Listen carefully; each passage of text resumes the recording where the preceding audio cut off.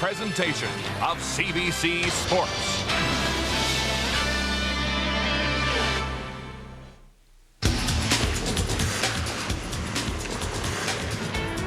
We're down to the Final Four at the Scott Tournament of Hearts. Tonight it's the Page Playoffs. Manitoba's Jennifer Jones, the first-place finisher, meets Kelly Scott of British Columbia, with the winner of their match moving on to the final on Sunday, while the other will play in the semifinal tomorrow. Third place probably isn't where Stefanie Lawton of Saskatchewan thought she would be in the Page Playoffs. But early momentum gave way to losing 4 of her last 6 matches. Ontario's Jenn Hanna's place in the Page playoff comes in part to a late round-robin rally, some amazing shot-making, and one of these 2 skips will either advance or leave the ice for the last time.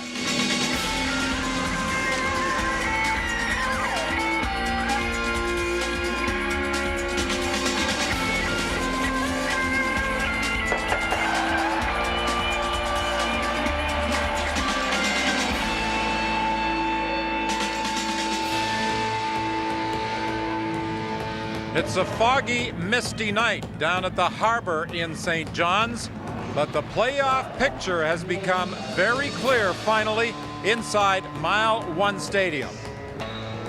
The Final Four, and tonight in the 3-4 Page playoff, Stefanie Lawton of Saskatchewan against Ontario skip Jenn Hanna. Hanna advancing to this 3-4 game with 2 round-robin wins, the most recent over Sandy Como of New Brunswick, and it was this shot on the 7th end that made the difference. And I love the authority with which Jenn Hanna took control of this end. They brought out the coach and said, you know, he's going to tell me to take one, but you know what, I love this call. And she went down, she threw it, and she made it for a huge turning point in that game. She scored 3 and went on to the 8-5 win. So, Ontario's Jenn Hanna advances to the 3-4 game against Saskatchewan. The winner moves to the semifinal tomorrow. The loser is gone. Manitoba, Jennifer Jones, 9-2 against Kelly Scott of BC, 8-3. The winner goes to the final. The loser to the semifinal tomorrow. So that's the playoff picture as we get set for action tonight here at Mile 1 Stadium. And Joan and Mike, when you look at the teams that we have lined up, and you take a look at where they came from, incredible credentials. 1994 junior champion Jennifer Jones, 95 junior champion Kelly Scott, 2000 champion Stefanie Lawton of Saskatchewan, and the 1998 runner-up Jenn Hanna of Ontario. Youth has altered the course of the Scott Tournament of Hearts. Not just youth, but incredible shot making. You know, it's one thing that these women, young women, have some junior experience. It's another thing, the level of play that they use all the time at the Scott Tournament of Hearts. And we saw it with Jenn Hanna this afternoon, but we've been watching Saskatchewan all week, and they have been very strong too. Well, Jenn Hanna and her team, from top to bottom, have had a great week. Their front end, Steph, Hanna, and Dawn Askin in particular, at the top of their standings. But Jenn Hanna's been the story here this week. She has made big shot after big shot, particularly one of the best all week against Saskatchewan in their round-robin win. Through the port, tap to the button to keep their playoff hopes alive. Now, what about momentum, Joan? I think momentum has a lot to do with it. When these 2 teams are so evenly matched, Ontario has come out with 2 big wins. Saskatchewan has lost 4 of their last 6 games and has been waiting all day, watching Ontario get stronger and stronger. Because they're so closely matched at skip and third, both of these teams, momentum may have something to do with getting going early in this game. Saskatchewan has to make the most of the last rock advantage. Well, we'll start by focusing on the 3-4 game because the loser is out. Basically, it's a sudden death game, but we'll be flip-flopping with this one and the 1 versus 2, Manitoba and BC.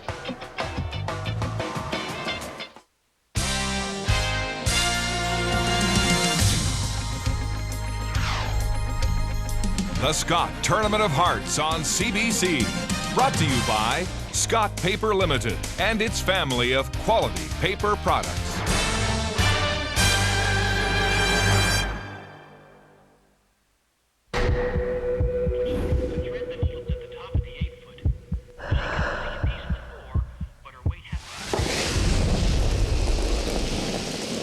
They say football is a game of inches. I wish we had inches.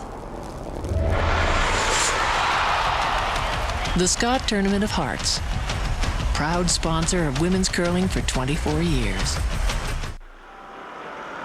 So, Randy, what do you think of my curling game? Well, Jim, it looks to me like your game needs a little bit of help. But your family of Strauss products are right on the button, like Strauss Heart Drops, available at a health product retailer near you. The new Ford 500. We thought about space safety architecture to give you more protection. We thought about command seating to give you a better view of the road. We thought about all-wheel drive for more control. We thought about all these things so you'll have less to think about. The new Ford 500. We keep thinking about what a sedan should be because we want you to drive a Ford. Get on a bus, they drive us to an event, listen to the speech, back on, off we go. Behind the federal elections. It's the opportunity to persuade, my friend. CBC News, Sunday night, with Carol McNeil and Evan Solomon. 10 p.m. on CBC Television. This week on Monday Report, it's Don Cherry. Yeah, no 7-second delay. Hey, Don, pass me the puck. All right. Oh, it's quite a game. Don't miss an all-new Rick Mercer's Monday Report, 8 o'clock on CBC. In some families, the skill of the game is passed down from generation to generation. Strauss Heart Drops, an herbal dietary supplement based on 8 generations of herbal knowledge. Our largest Heart Drop sale of the year is on now at a health food store near you.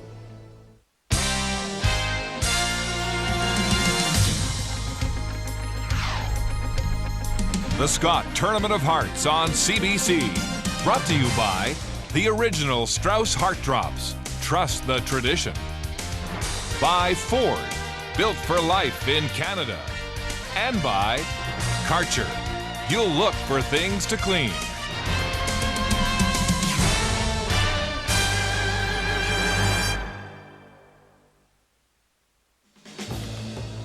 Welcome back to Mile One Stadium in St. John's, Newfoundland. The 3-4, the 1-2 page playoff games tonight. A busy day for Jenn Hanna and her Ontario teammates. They defeated Kathy King of Alberta, the 1998 champion, in the first tiebreaker this morning, and then prevailed this afternoon over Sandy Como of New Brunswick. Stefanie Lawton, a third-place finisher as the result of her 7-4 record in round-robin play, but until the dust had settled last night, it appeared as though she might have been involved in tiebreakers today. But with 4 teams tied at 6 and 5, her 7-4 record was good for third place, behind 8 and 3 BC, 9 and 2 Manitoba. Full 8.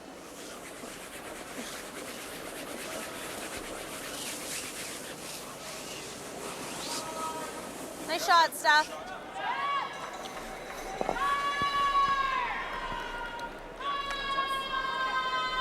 And a very predictable pattern between these two teams. In the first couple of ends, we're going to see fairly defensive, only getting offensive by accident if someone makes a mistake and doesn't make a wide open hit. Right up. Yep. Quick. Hard. Quick. Right down. Right down. Right up. Hard. That's good. Good sweeping. Nice shot, child. Shot.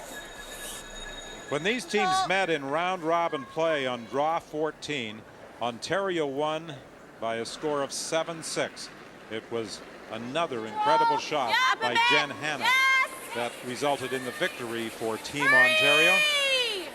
The final stone for Jenn Hanna in the 10th end after Stefanie Lawton appeared to have buried a game-winning shot. But there was an opening, a small port, and Hanna drew through it between the two yellow rocks, tapped her own stone back to the button covering the pinhole, and it was a 7-6 win for Ontario. And that was a very well played game by both teams. In fact, Saskatchewan's losses have not been blowouts. They have played very, very well in this entire round robin and came up against some very hot skips that have created the losses that they suffered, their 4 games. So it's been such an interesting round robin. There's just not much to choose from between these two teams. Good shot making by both But teams. you talked about momentum at the start, and look at this in the last 6 games, 4 losses. They started with 5 consecutive wins. And my point is that this team didn't tank after they started a couple of losses. They fought very hard. The percentages were very high on the Saskatchewan squad, but that last rock makes that happen to them with Team Canada, with Ontario, with New Brunswick, put them away. Oh, higher's better, higher's better. Well, sudden death games are nothing new for Jenn Hanna. When this team won Ontario, they were 1-4 in the round robin and had to win 8 in a row to get here. Hack is good. Hack? Hack at the most, yep. Let's go, Sherry. We talk about this a lot in competitive bonspiels that we play often. The teams that fight for their lives over and over again, teams that come through the seaside in triple knockout bonspiel, they're used to playing for their life. And Jenn Hanna's already got 2 of those games under her belt. This is Saskatchewan's first real game facing elimination. So we'll see how they handle it. Jenn Hanna and her team know they can do it now. They've done it twice already today. Let's see how Saskatchewan is able to face the pressure. Well, they'll do it with great shots just like that. Sherry Singler coming up with a very nice soft weight, hit and stay. And Team Ontario, just the reverse record. They lost 4 of their first 6 games. And then got on a roll and have won 6 of the last 7, including 2 tiebreakers, 5-3 over Alberta, 8-5 over New Brunswick. And we talked about in the afternoon telecast showing the difference in percentage with Jenn Hanna, particularly in the first half of this round robin, a little bit shaky off and on, and then came on strong. All her percentages between 80 and 90% on every game. That's good. Well, we are starting with this game between Ontario and Saskatchewan, but we will also be keeping a very close eye tonight on the 1-2 page playoff game between Manitoba and BC. Both teams in that game have a second life. The winner automatically from the 1-2 game moves to the final. The loser goes to the semifinal against the winner, Saskatchewan, Ontario. Off. Roll it. Okay. Good shot. Good throw. That's a good one, Sherry.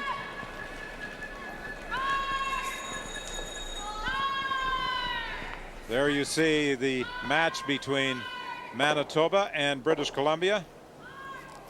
British Columbia with the shot stone behind cover, back in the 4-foot. And you can see the number of the difference is the number of stones in play, and that was started with Jennifer Jones throwing the corner guard first shot of the first stand win after BC threw it into the top 4-foot. And that's the advantage of having Hammer to start a game. She likes to play aggressively, rocks in play, and she has stones in play on this opening end. Nice hit and roll there from Pascal Letendre.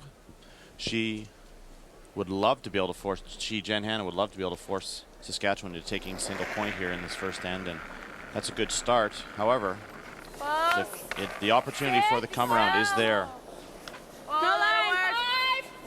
for Saskatchewan. Not yet. Close. Yep. No. Close to 7. Yep. Whoa, Room. No, we're by. Room. 8. At the end. Yep, bring it right back. Yep. Back. Way back. That's a nice one, really. Good shot. This has been one of the straighter sheets out here. The straightest sheet, I would say, sheet B. Want to play that?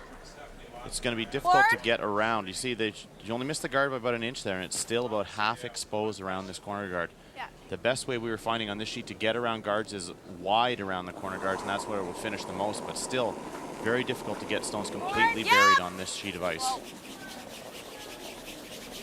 Hard! Quick! Whoa! Clean! Whoa! Stay with it. Stay with it. Good shot. That's a good shot. Would have liked to stick around, but removing the red stone, the shot stone for Saskatchewan was number 1. Shots. Thanks. Up back. To be close, 6. No line yet. No line yet. If we can. No line. Well, if we can. Go then. Yep. Go then. Great Room. Go, Line's great. shot. Yep. Yep. Line's great. Great. Hard. Yep. Hard. Right up. Hard. Right down. Right back.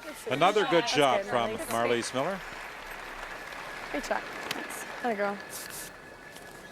Just board. Yep. Takes a little bit to get around that, hey? Pardon? Takes a little bit to get around Yeah, that. it was a little wider that time. Maybe a bit.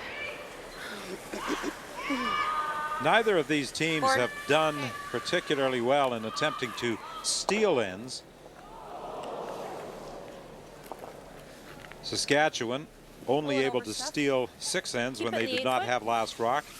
Ontario only able to steal 7.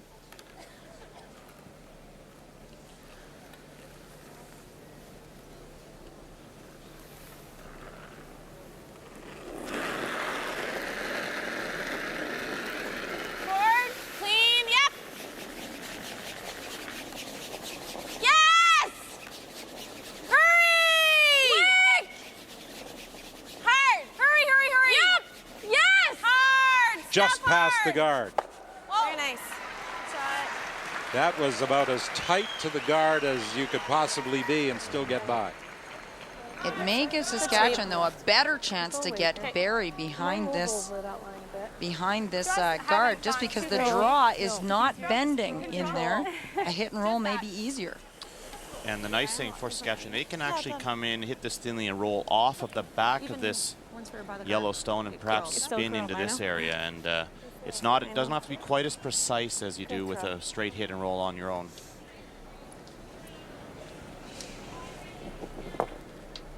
Let's go. Control weight. There's a bit of a catcher.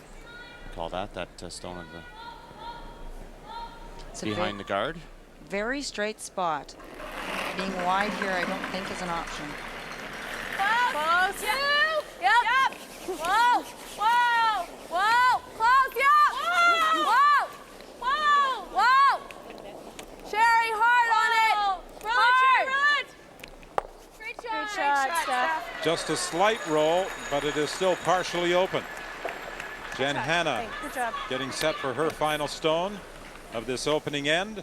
And meanwhile, as we switch over to the other sheet, Manitoba, British Columbia, the shot stone in the rings belonging to Kelly Scott. A raise attempt. Is that a touch less than last time? For a possible 2 by Jennifer Jones. She has to drive this top stone back onto the one in the rings. No. Yep. Whoa. No. Whoa. She can't afford to jam it. She has to drive the yellow back onto the other yellow. She'll get enough of it, and Jennifer Jones on the opening end with last rock. Another great shot as she scores 2. Meanwhile, back on sheet B, the final stone from Jenn Hanna. An opportunity here to score 2. If she can stick around with her shooter, will it stay? This is a Pardon me, Saskatchewan has last rock. Chance to force Saskatchewan. That's a great shot. That was more buried than the first one was, and she managed to stick. We're going to be busy jumping back and forth between games. And the shot making. I just cannot believe the amazing shot making by all the players that are remaining in this Scott Tournament of Hearts. Jennifer Jones is continuing to make everything in sight. Last game, I hear. Again, simple shot, but very, very important to draw the 8-foot. But it's either going to be 1 for Saskatchewan or 2 for Ontario. It's tough to nowhere in between here, really. Drawing against 2.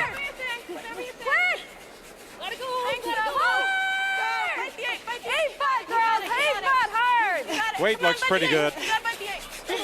Great sweep. Great brushing. Great sweep. They drag it down to the top of the 8, and that is the final stone. I was one ahead of myself there, and Saskatchewan with hammer, leading by 1. 2 keys. Hey, thanks. Cheers. Give him to me! Give him to me! Oh, I think you've sprained his neck! Alexander Keith labored on this beer since 1820, and you plonk it on the head like it's a piñata! It's the pride of Nova Scotia. Give it the respect it deserves. Now, grab that there napkin, make a wee neck brace. No, Nancy, you've done enough for one night. Wrap it around. Not a hat! A neck brace, Jimmy! Is it so difficult? It's not a fashion show, it's an emergency! Curling. With every game played, your contact to the world expands. With over 1 million participants utilizing 1,100 clubs across the country, curling is an entertaining, social way to stay active. Play for fun, play to win, or just come out and enjoy the membership benefits. Clubs can be assisted by the Canadian Curling Association's Development Fund, which serves to promote, renovate, and offer advice on operations. Get involved. Join a club near you today. It has lifetime value.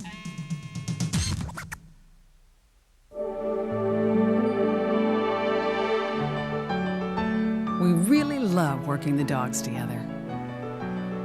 It's fun to watch the young pups as they come up in the family. And it's great to be part of the True Value family. Our customers know they can count on us for good sense, good service, and doggone good value.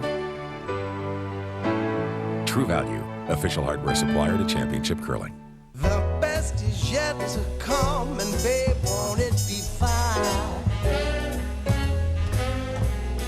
You think you've seen the sun, but you ain't seen it shine. Wait till the warm-up's underway. Wherever business takes you, Best Western is there. Best Western, the world's largest hotel chain. Now featuring free high-speed internet access at most hotels. Visit bestwestern.com for locations. You already know these uses for your Karcher. Here's a few you might not have thought of. The hat rack. The shower. The centerpiece. The chandelier. You can always use a Karcher.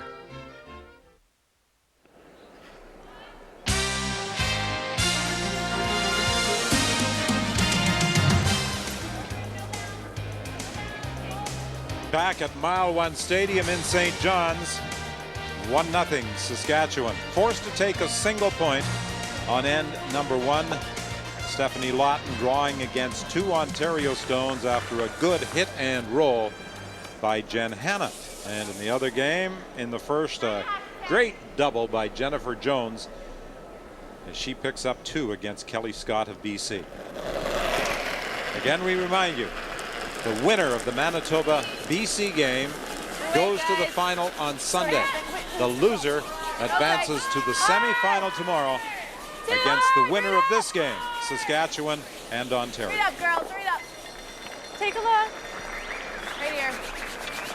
Got in. So ice conditions looking quite straight here tonight on sheet B for this game between Saskatchewan and Manitoba. And how you counteract that, as we saw Marliese Miller on her draw attempts not be able to get buried and letting Jenn Hanna pick out those stones, is that you get your rocks tight to the rings and use bump backs to get hidden behind the guards.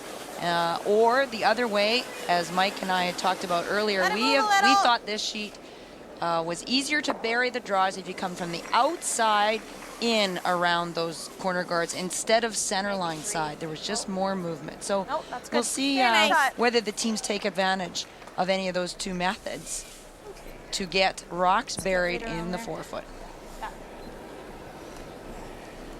Now this is the 3rd game today for Team Ontario. Will fatigue be a factor at all? Well, there's 2 things that happen when you're playing a lot in one day, and that is you feel very comfortable, very loose, you know the ice, you feel great confidence. The fatigue factor comes in late in the game. These young women are so fit, though, and they play lots, that I really don't think it's going to be a factor. I guess fatigue would be more of a factor if it was still a round-robin format and every game wasn't a pressure situation and you had lost one or two of the previous games on the day. Well, I mean, the nice thing as a competitor is in the round robin here, you only ever play 2 games in a day, so you do have plenty of time to rest between games. And there's, as I said, I think if you again, fatigue shouldn't be too much of an issue when you're facing and when you don't get many chances to make the playoffs at the Scott Tournament of Hearts. And if you can't stay focused and excited enough to not let fatigue be an issue for this one, you know, I don't know where else you would find it. It's a great opportunity for all 4 teams that are remaining. And Jenn, Hanna, I think you're right, Joan. 3rd game out on the ice. You have a bit of an advantage sometimes, in the sense that you know you've been out there for the whole day and you've been concentrating all day. 5, 6. Whereas Saskatchewan with the rest, watching some curling, you know, it might take you a couple ends to get your feet underneath you, but we'll see. We've still got to make the shots.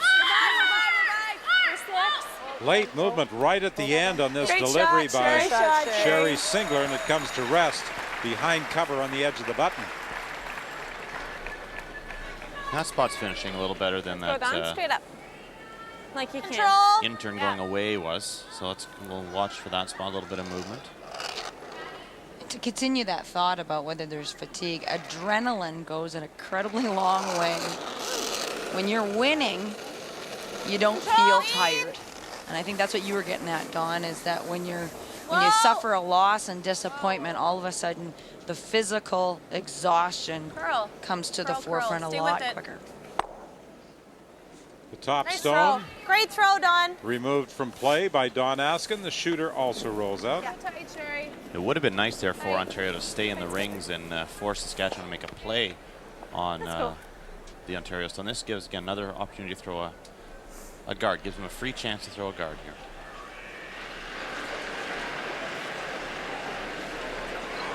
Line's pretty good. Easy, though. 3.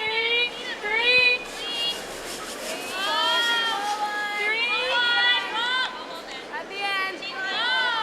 Yep. 3 on its own. Yep. Team line perfect. A little bit. Perfect guard. Great shot, Sherry. Well done. Just a firm control. Jenn Hanna asked for the run back. Nice and easy. For a woman who has the least curling experience of any member on this Saskatchewan team, Sherry Singler has played very well. Well, she has the least curling experience, but before she became a curler, she was an athlete. And that can only help in the transition to becoming a good player. Yeah, she was a track and field athlete. Singler was a discus thrower, a javelin thrower. As a matter of fact, was on the Saskatchewan team for the 1997 Canada Games in Brandon. And she tore tendons in her right arm while warming up throwing the javelin. That ended her track and field career as far as the throwing implements were concerned. So she decided to take up curling. We're out there a little further. Hold on. Well, I had the pleasure to listen to a sports psychologist that worked with Kelly Law's team, David Cox, out of Vancouver, and he was speaking to us about athletes can be athletes in any sport that they choose to apply themselves to. And he gave a lot of examples of John McEnroe was a soccer player, and he came to tennis late, and Steve Nash was a hockey player, and that there's just a number of hours that you develop skills that can be transferable to other sports, and that athleticism goes a long way to be applied to any sport. So that's my point with Sherry. Not that she was, now that she's a curler, she's not an athlete anymore. I guess that's what I'm trying to say. Whoa. Yeah, and Ontario needs to stay in the rings here. This is just, again, poor execution here. That was an opportunity to open up that stone on the button by rolling and keeping the shooter in play. Free chance. That was a mistake there from Saskatchewan, sliding that guard into the rings. The later it gets into the end, the more difficult it becomes to get access to that stone on the button. You don't anticipate them missing the guard more than once. That was a rather puzzled look that Marlise Miller gave Sherry Singler. I think Sherry said, or maybe it was Chelsea Bell said, whoa, right away. Well, there was an interesting delivery by Marlise. She kicked out very hard and had to hang on to the rock until she got close to the hog line to slow it down. Good shot. That's just a little different. Watch the expression on Marlise Miller's face as she releases the stone. So she's hanging on quite a long ways, getting closer to the hog line before she releases that stone. Before to slow down a little bit. It depends on the team. Some teams, I know when I was curling with George Carries, who's sitting up here with us doing our stats, that George and I'd be sliding out and they'd be going, whoa, whoa, whoa, whoa, whoa, whoa, skipper, and I can hear them. How rude! Some really? people, but for some people it doesn't bother them too much. But she looked surprised that she was hearing something before she let the rock go. And I don't know. I don't think anything was being said. I think she herself was saying whoa. Whoa! Whoa! Got a curl. Close. Whoa! Still got a curl. Okay. Rolled into the open. So Saskatchewan has second shot that is buried and would like to hit and roll away from the other red stone to not leave a chance for Ontario to make a double. Yeah, the worst thing they could do here is nose hit this and leave a simple shot for Jenn Hanna. They got a 95. They got a 95, something like that. Yeah, that's what they told people. It surprises me that they thought it was more than. Don't know. 90, 95. Alrighty. Let's go. Yeah, let's get this. Let's go. Stefanie Lawton is better to hit and roll out of the rings than to hit this one on the nose. Yep.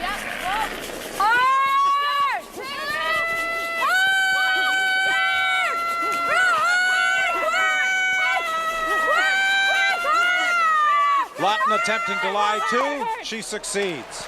That's good. A miss. But meantime, over on the other sheet, the final stone in the hands of Kelly Scott of BC. She has a chance with last rock, trailing 2-0. Lying shot on the edge of the 4-foot to tie this game at 2. And you know, for a team that's 8-3, we saw Kelly Scott struggle with draw weight in a couple of her games this week. So let's see if she can Do you need the backing? find the 4-foot here. It's kind of off, right off, right off, right off, right off, right off. Is she going to make contact with the red stone? Yes, she catches just enough of it to pick up her deuce. Sorry, guys. So after 2, deuces are wild, Manitoba and BC. Well, you see this stone here that Saskatchewan left for Jenn Hanna. That is a missed shot. I don't know what she's going to get on the scoreboard for that, but as I said, Joan, it's a big error from Saskatchewan. Yep. She was better off to peel that rock out and roll out of the ring. Yep. Quick. Jenn Hanna with an opportunity to remove both red rocks. And the shooter actually rolls forward after making contact. And although she didn't make the double, she's certainly out of danger now. Well, not completely out of danger, but things are better now than they were a moment ago. Good job, Jen. You threw that real solid weight. Peel. So this just over curled a little bit. She needed to hit it thinner to stick the double there. It's a tough shot with I that don't mind that. intern. Then Curling she has away. to roll in or draw. Hey. Yeah. Surprised at that. Naturally. Yep. Go, Steph. It looks like if Saskatchewan does drive the Yellowstone back onto their own at the back of the 12-foot, their shooter will roll buried. But they do need to be a little bit careful. Need to be careful that this one doesn't get driven straight back and the shooter stays open. Control weight. Let's go, Steph. Let's go. Straight at her. You bet. The objective for Saskatchewan is just to get rid of shot stone and lie to, forcing Ontario to draw for their point. Whoa. Oh. Whoa. Maybe 3. Whoa. Right off. It's 3. Right off. Any piece? Well, Will they be able to save the shooter? That's the question. Whoa, whoa, whoa. It's coming, whoa. Great shot, Steph. It stays there. Nice touch. Thanks. That came up hard there. So now against two, Good shot. it's a draw by Jenn Hanna. Yeah, it did. And as we've seen, Jenn is one of the few skips here. I would say Jennifer Jones might be another one who was willing to draw against multiple stones. Yeah, just let you know, hey. Yeah. This is a reversal of the first end where Stefanie Lawton was forced to draw against two. This is a little trickier in the sense she's got to go out wide. Like even rolling out. Although they've been on this ice all week and we haven't noticed any significant difference, it does play with the mind a little bit when you go out to the 12-foot What's the weight, girls? for the draw weight. 85. Especially late in the game where we'll see a little bit of frost come in. Hasn't really been a factor all week. I wouldn't expect it to be today. What's the 8-foot?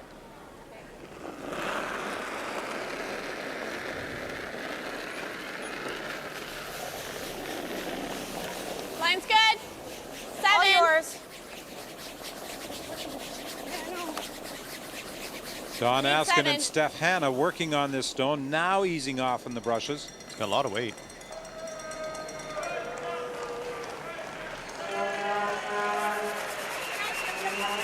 Not dead yet. Ooh, so close. It just hangs at the back of the 12 and prompts a late smile from Jenn Hanna. She's in a 1-1 tie with Stefanie Lawton of Saskatchewan.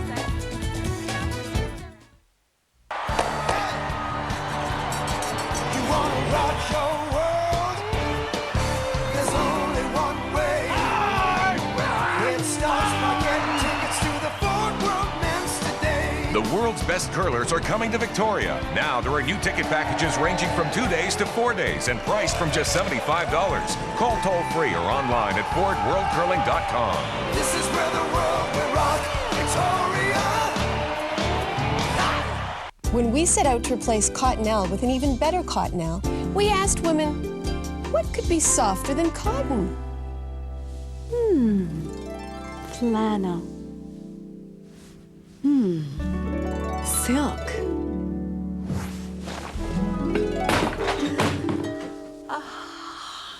Cashmere. Oh my. Introducing new cashmere from Cottonelle, now quilted to be irresistibly soft. Come try your first end. I wasn't sure, but I tried it. Your very first end. We tried it. You should try it. Now we do it together. Get out. Go curling. It's so much fun. Meet between the sheets. Be part of a tradition. Be part of a team. You don't know what you're missing. You never forget your first end. Your very first end. Come play. Discover curling. See you on the ice. See you on the ice. See you on the ice. Get up, get light, and go curling.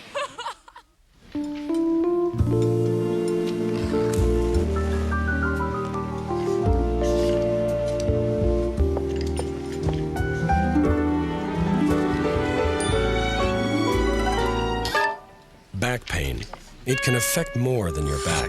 Robax Platinum, a special combination of 2 active ingredients. One to relieve back pain, the other to relax tense back muscles.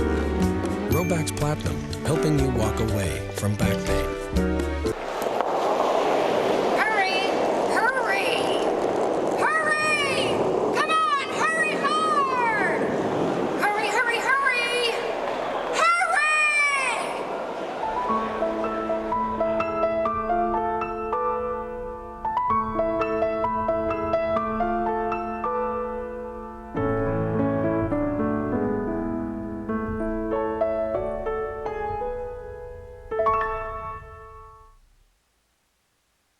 Canada's new online magazine for arts, media, and entertainment. The latest trends and ideas shaping music, film, television, books, and more. Bringing you face-to-face with the people and issues shaping culture today. cbc.ca/arts.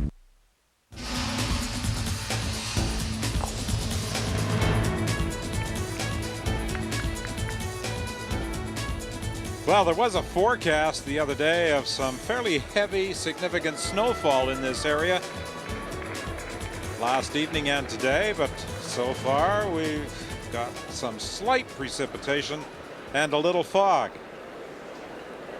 It took a while to clear up the playoff picture. A couple of tiebreakers this morning. Real Colleen tight. Jones, the defending champion. Real tight, girls. Team Canada bowing to Sandy Como of New Brunswick. A dramatic shot through a court to remove a Team Canada stone. And New Brunswick scored 4 in the 9th end to go on to a 9-4 victory over Colleen Jones and eliminate the 6-time Canadian champion. 4 consecutive Scott titles for Colleen Jones and her teammates.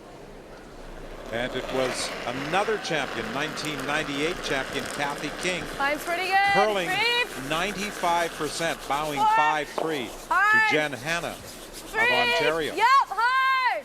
And then Hanna this afternoon, as you saw, that fantastic double for 3 on the 7th end, winning the tiebreaker to advance to this 3-4 page playoff game. But don't I want it tight? So the double Very feels similar easier. weight. We'll just sweep it.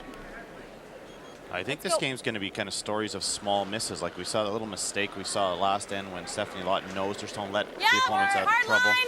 And this is early in the end, but we're looking for a come around here and threw up a double center guard. Hard, girls. Things that are seemingly innocent at the time may come back to bite you because these teams are so talented and able to take advantage of mistakes. Working hard to get it by. They don't quite make it. Good sweep.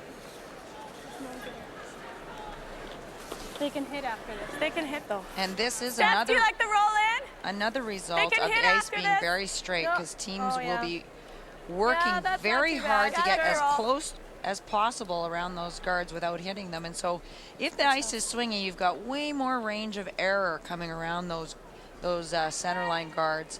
Whereas in this sheet, it appears that you've only got about a foot and a half of curl. Whoa! Off! Whoa! Off! Okay, we got the nose. That's good. Shot, Chelsea. Oh, you're not. Control. Now Ontario doesn't need to roll all the way under. If they just roll a rock's width towards the center line, that will be covering up the control zone and block that side for a draw. And then it would be only available to them to make a little bump back on their own guard. Whoa. Gotta come up a little. Gotta come up. Whoa, nice shot. A roll behind cover.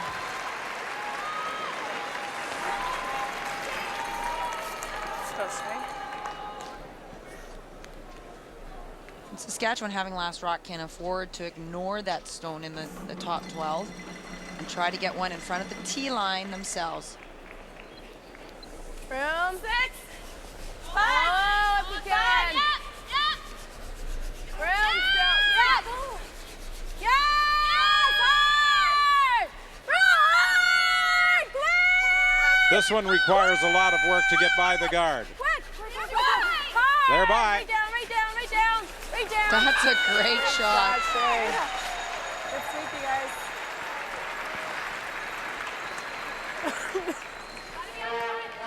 We're seeing a little bit better finish today already on this sheet than we have in previous games. Still not swinging quite as much as the other sheets, but certainly able to get it there. That's a great shot, though. Tight by all 3 of those stones acting as guards.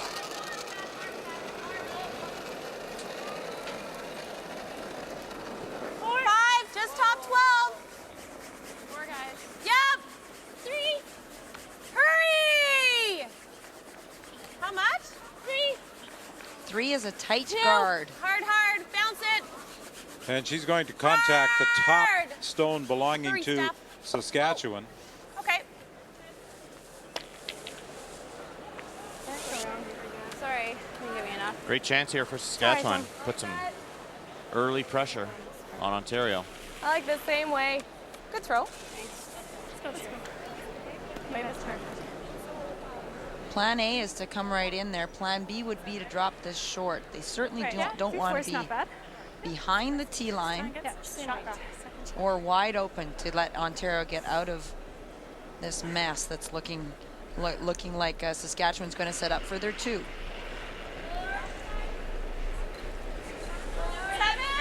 Grill. No. 5. Yeah. What? Yeah. Grill. Wait on it. Yes. Yes. Grill hard. Whoa, so close to that Yellowstone on top, and Singler with another beauty. It's 2 great shots in a row from Sherry Singler.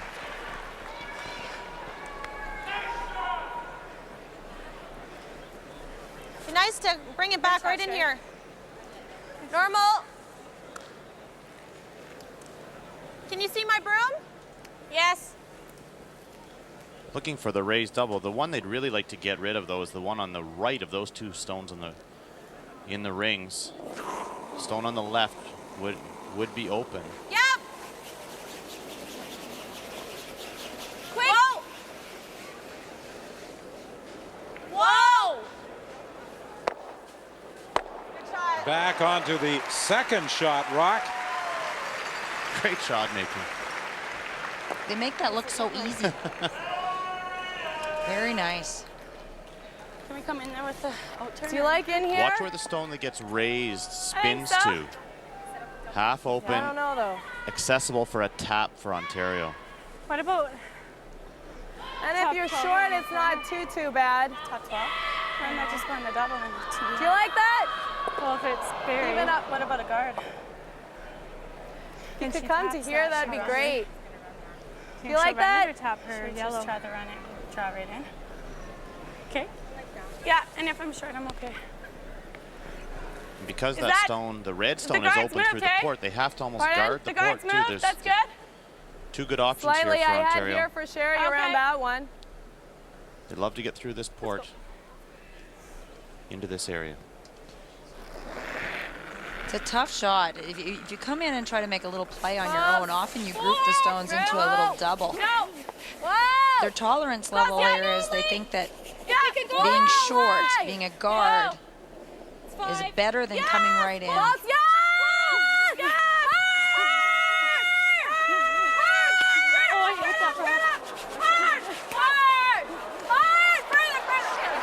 Great draw weight from Marliese Miller. Chelsea Bell, on her way by, had knocked one of those guards with her broom, but they weren't really all that close to hitting that stone. Is that double there? Watch her broom, you can hear it all clunk. And she moved the red center line guard just a little bit. Jen Hanna went back and tapped it over. And Sherry Singler immediately said that she had made contact with the red rock. I think so. This is a tough double. To make the double, they actually have to just feather by those center line guards. Not a lot of room. Very likely this stone will over curl slightly and just nudge that second stone at the top of the forefoot into the button area. Close. Yep. Yes. Pascal Lawton trying to come through the hole between those stones. Onto 1, onto 2. She pushes it back. Does she push it far enough? Yes. Wow. Shot stone is wide open, though. We move now to Manitoba, BC, where Kelly Scott is threatening to steal against Jennifer Jones on the third end in a 2-2 tie. This will be a run back, and a difficult run back, driving a BC stone onto one of her own and onto the shot rock at the back of the forefoot. We saw her make a double with her final stone of the first end. Too early. Yellow. She catches the yellow that was just to the side of the top red, and as a result it's a steal of 1 for Kelly Scott of BC, who has the lead now by a 3-2 margin. So in half a row too much. Yeah. I thought I said yes, but maybe really. You see Saskatchewan looking for the hit and roll. Actually, underswept that was this just a little to bit. the side of the top red. Underswept that a little bit. They go a little harder on that. That zone does not roll open. I don't even want to throw that much. But there's a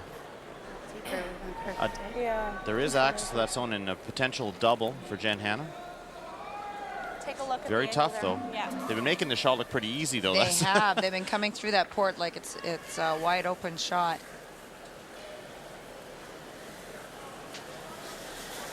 So you can see Pascal lining up the double possibility. If they make the double, it's they'll be lying 3. This end will have turned completely around. Yeah, if they don't get through the port though, there's going to be a great chance to score 3 for Saskatchewan. Roll it under the guard, Steph. But these women are not hesitant at all about calling doubles, calling very difficult shots. Well, sometimes you're faced, you don't have much option. This is one of those situations where Jenn has to make a play on this stone. It's a tough shot though. This is really tough. First of all, she has to get through the hole. Whoa! Then she has to catch the top Whoa, no, Saskatchewan stone at the right angle to drive it back. She catches it, she drives it back, but she won't get rid of the stone she raised. It is still shot. It just needed to curl up a tiny bit to make that double. It was very close. Still a great shot to have gotten rid of one of those red stones. Sorry, so you needed to come a little tighter to the guards to be able to make that double. Only another couple of inches. Nice thing for Ontario is that stone is exposed. Although again, Saskatchewan's going to try to get half around that top stone.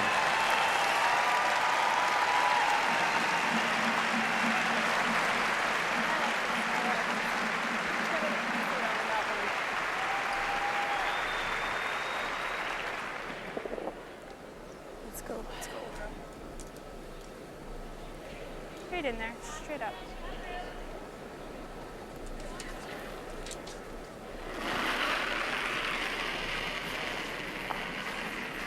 Where's the weight? I'm good. 5. Whoa. Yep. Need to go. Yes. Yes.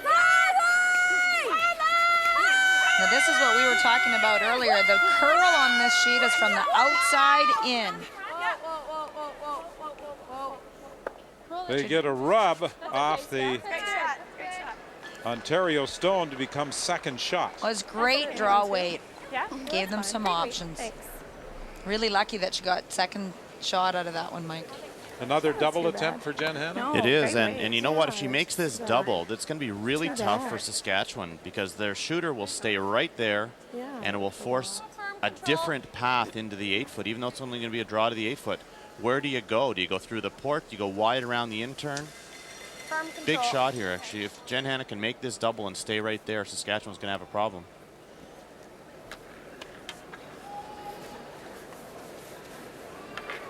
Well, she made contact with the 2 stones she was trying to remove last time. She didn't get the rock she raised out of the rings as it jammed. Another double attempt for Jenn Hanna. Normal. Close. Yep. Whoa. Whoa. Close. Yes. Yep. Yeah. Whoa. Whoa. Yes. On the top stone, will she get 2? Yes, she does, and lies 3-4. Wow. Nicely done. Good sweep.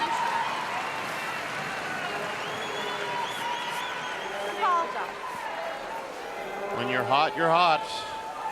And she is making it look very easy. These are not easy shots. Yep. Yeah, exact same weight. 8-foot weight. Now look how wide Stefanie Lawton has to go for this draw. Again, the same thing Jenn Hanna had situation in the first end. It's shouldn't be an issue, but when you're going this far out to the side, you sometimes might tend. You're not sure if it's going to curl, it's going to go straight. There is some question marks. Tough. This is a tough draw to the 8-foot. And she has to get a good chunk of the 8-foot to score. Let's go, Steph. Yeah, let's go. 2 line. Final stone of N3, 1-1 Saskatchewan and Ontario. The 3-4 game in the Page playoff. Room. Weight only. Stefanie Lawton drawing against 4. On the first end with the last stone, she was drawing against 2. They're really working on this one. There's a yellow guard out front. Are they going to be able to get by? It's going to be close. No, she's going to rub it. And it's a steal of 4. Wow, what a turnaround. And Mike, you warned our viewers about the danger of trying to go wide with the in-turn draw attempt. And Stefanie Lawton yields a steal of 4 to Jenn Hanna of Ontario. The Scott Tournament of Hearts is coming to London's John Labatt Centre next February, and full event passes are on sale now. For the best seats in the house, you can call toll-free or order online.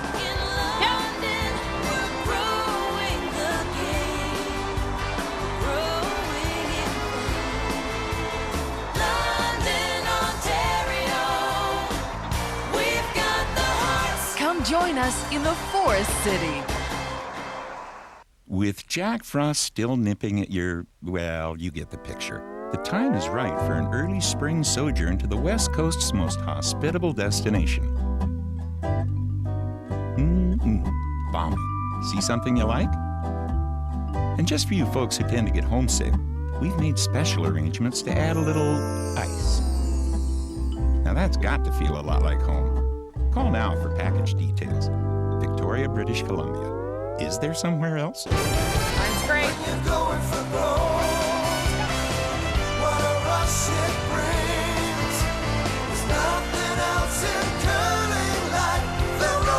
The roar you hear is 20 of Canada's top women's and men's teams competing for the right to represent us in Italy in 2006.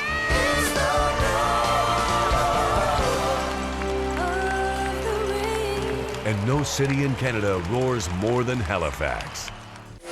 Ever notice the way guys love to use their Karcher?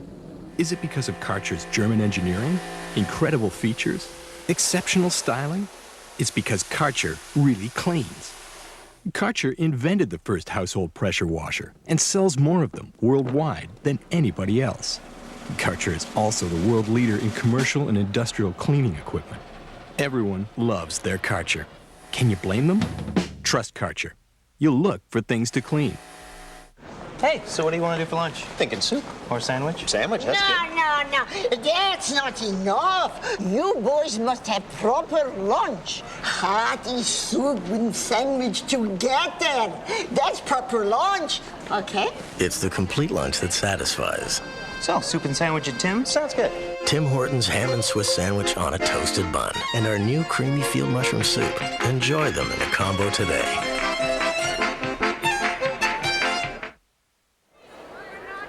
Well, statistics don't always tell the complete story. Saskatchewan out-curling Team Ontario 88% to 74% through 3 ends, but it's 5-1 Ontario. Wait only. Mainly the result of this. And that rock curled so very much. No excess of weight. Even if they made it by the guard, I'm not sure whether they could have counted out all 4 of those Ontario counters. The strategy now for Saskatchewan is clear. They got to go hard. They're going to have to try to get as many rocks in play. Often when you take a big end early, and a team like Jenn Hanna, who has been an aggressor here, it's sometimes hard to kind of just go back into your shell and play defensively. So they're going to have to try to stay on their game, and it's an interesting situation. I mean, it's a great situation for Ontario, but we'll see how they handle it. Quite often you're willing to concede 2 points, where in other situations, if you didn't have a big lead, you wouldn't. It's sometimes hard to maintain that momentum. So we'll see how things go here. When we've watched Ontario late in the week, it has been my opinion they have not defended very well any leads. They're not great peeling team. I'm not saying they can't peel, but we've seen misses from their team at second and third, nose hits or flashes on the bigger weights that have let teams back in. And one of them was Saskatchewan in the round robin game. Ontario was up 6-2. And it was misses on peels that let Saskatchewan back in and to get 2 and then steal one and set up that 6-6 tied score when Jenn Hanna made the fantastic shot to win. Yeah, it looked as though Stefanie Lawton was going to steal the winning point on the 10th end. She had made a great draw to a corner of the button with her final stone. And the only shot that Jenn Hanna had left was through the port to raise her own. Tap it behind the corner. I still think I'd rather be Ontario though right now. We say all this, but it's a great situation for Jenn Hanna, and you just marvel at the shots she's made. Right here, and that wasn't a hard double, but you know, it's easy to jam it or it's easy to miss it, and she's making them look so easy. That's what the impressive thing is. And as we were talking in the break, that entire end looked like Saskatchewan was going to get 2. At least 2. One little miscue from either Pascal Latonga or Jenn Hanna, and it could have been 3 for Saskatchewan, and they just made 4 consecutive great shots. Looking to bump this Yellowstone back behind the tee line. I like this call. I do too. Release. Yep. Good shot, Chaz. Beauty. Nice shot. Normal. And predictably, Jenn Hanna will get out there and start peeling away the corner guards.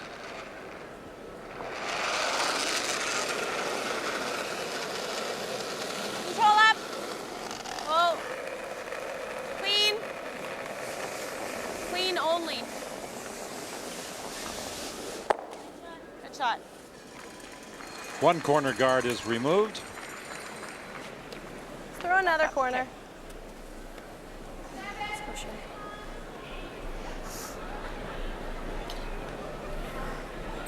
Lawton asks for another corner from Sherry Singler. I don't mind tight. 2, 3. I don't mind right here. That's great. It is. It's 4. Oh, then. Oh. Higher the better. It's like a 5-6. Sweep it back? Yeah. Yep. Good back. Okay, that's fine. Sorry. That's not what they wanted. I guess. Control. Okay. Like you can here, nice and easy. Your weight was great. Reassurance from Pascal Lawton to Dawn Askin at second. Clean. Yep. Clean. Yep, yes. Hard. Good. And she punches the Saskatchewan stone cleanly through. Good job. Straight back. Keeping her shooter in front of the tee line. Shot. Again, it makes Saskatchewan deal with these rocks that are in front of the tee line. The ones that are behind the tee line, they don't care about. They'll be able to use them. Well, when you're behind like this, giving up a steal of 4 on the third end to trail by 4, you have to have rocks in play. And sometimes having all those rocks in play, it can jump up and bite you. Well, you want the rocks in play that are going to work for you, and those are the ones at the back of the house. We're over curling hard.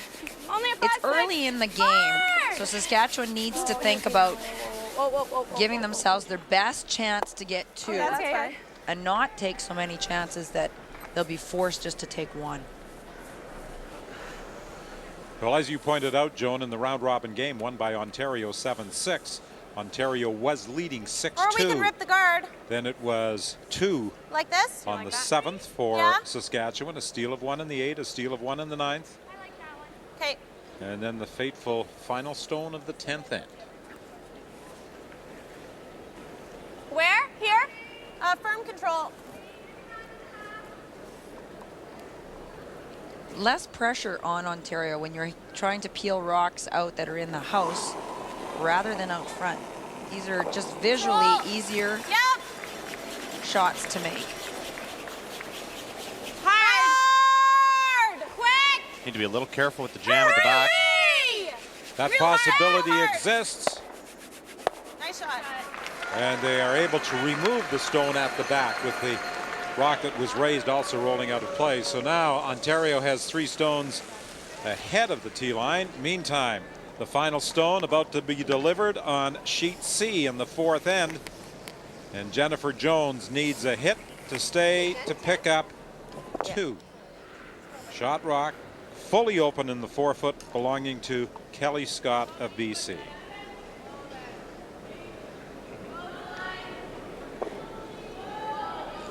This is the 1-2 Page playoff game. The winner goes to Sunday's final. The loser to the semifinal tomorrow against either Saskatchewan or Ontario. Clean, yep. Jennifer Jones started the game with a great shot. Nice throw. A run back double to get 2. And with the final stone of the 4th end, she removes Kelly Scott's shot stone to pick up 2 more and move into a 4-3 lead through 4 ends. I know. I made the roll. While we were away, a great shot by Marlies Miller.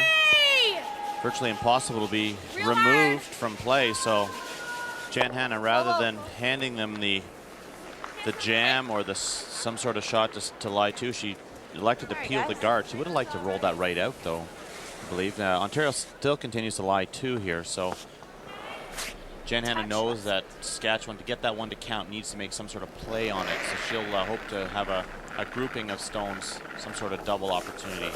Right to it, guys. One of her shots. Lots of room. Right to it. We need an 8. Wall for line. We need an 8. Wall for line. Yep, for line. Yes. Yes. Hurry, quick. Reach good. Right up. Real hard. Line only. Yes. Whoa. Line only. Another great shot from Marlies Miller. While disappointed at the steal of 4, this Saskatchewan team was not discouraged during the break. They said, we've come back before. We came back from 4 down against Ontario. We can do it again. Might lose your shooter. That's okay. She still has to make a play there. Yeah. As we're shot. Okay. She should give me a shot to get rid of one of them anyway. Okay. I thought I had done the line. I know, it just... Nose hit would be nice here. That's fine, good shot. She did talk about that she may lose her shooter. That's fine. Objective, of course, is to get rid of these 2. They're just wondering where the shooter might end up. She doesn't care whether the shooter rolls out of the rings or not. She does believe that Saskatchewan has to make some sort of play on the top red stone, which would leave her some sort of double or grouping that she could work with. It is possible, though, to nose it and lie 2. Turn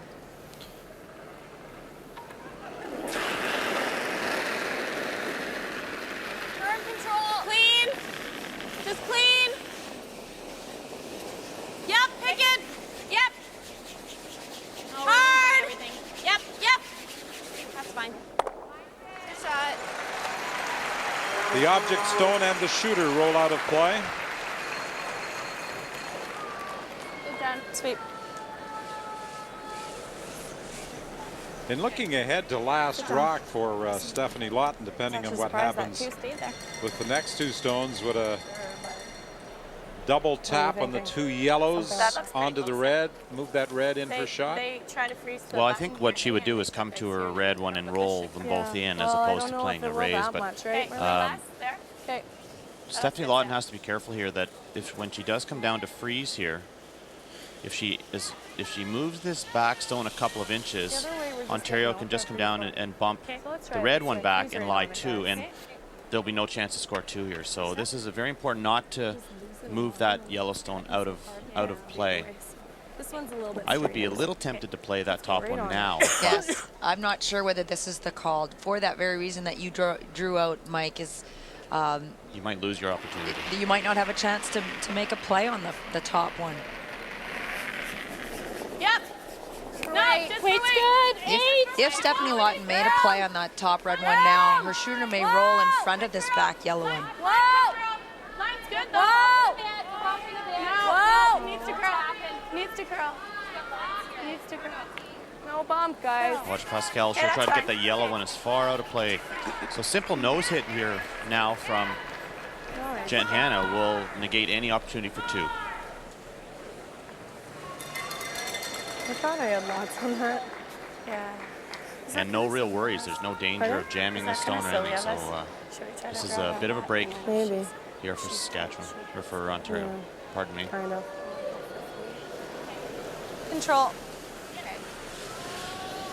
Simple nose hit.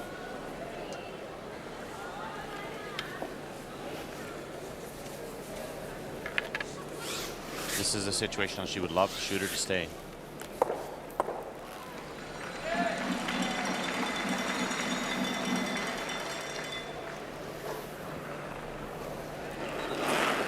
Jenn Hanna's final stone of the fourth end. Control. Just clean. A hit and stick here, and the Ontario skip will be lying too. Yes! Clean. Good job. They're happy with it, and why not? Well done. Good sweep. Good sweep. Weight was a little up. Control. I think that was a strategy, or whether Stefanie Miller made that freeze or not. Jenn Hanna would have just came and nosed it anyway. Yeah, let's go.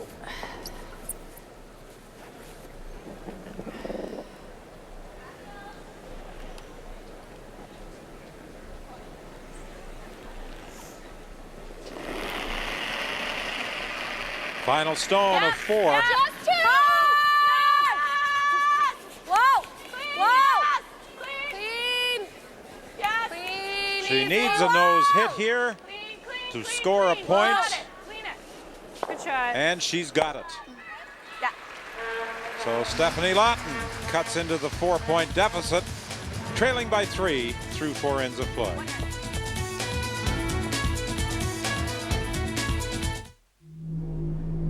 The engineers at Ford didn't just make a new spark plug. They made a new 5.4-liter, 300-horsepower Triton engine, delivering 80% of its torque at 1,000 RPM to go with that new spark plug. We keep thinking about tough because we want you to drive a Ford. The best is yet to come, and babe, won't it be fine? You think you've seen the sun, but you ain't seen it shine. Wait till the warm-up's underway. Wherever business takes you, Best Western is there.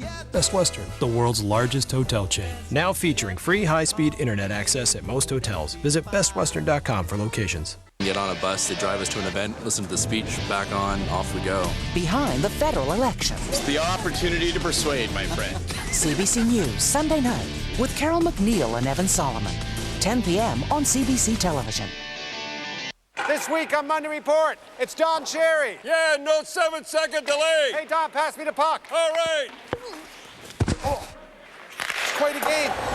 Don't miss an all-new Rick Mercer's Monday Report, 8 o'clock on CBC. As official supplier to Curling's Season of Champions, True Value Hardware presents quality products for your house. Our own Master Mechanic brand is made to last. All hand tools have a lifetime guarantee on workmanship and material. Master Mechanic, your purchase of a lifetime. True Value, around the corner from your house.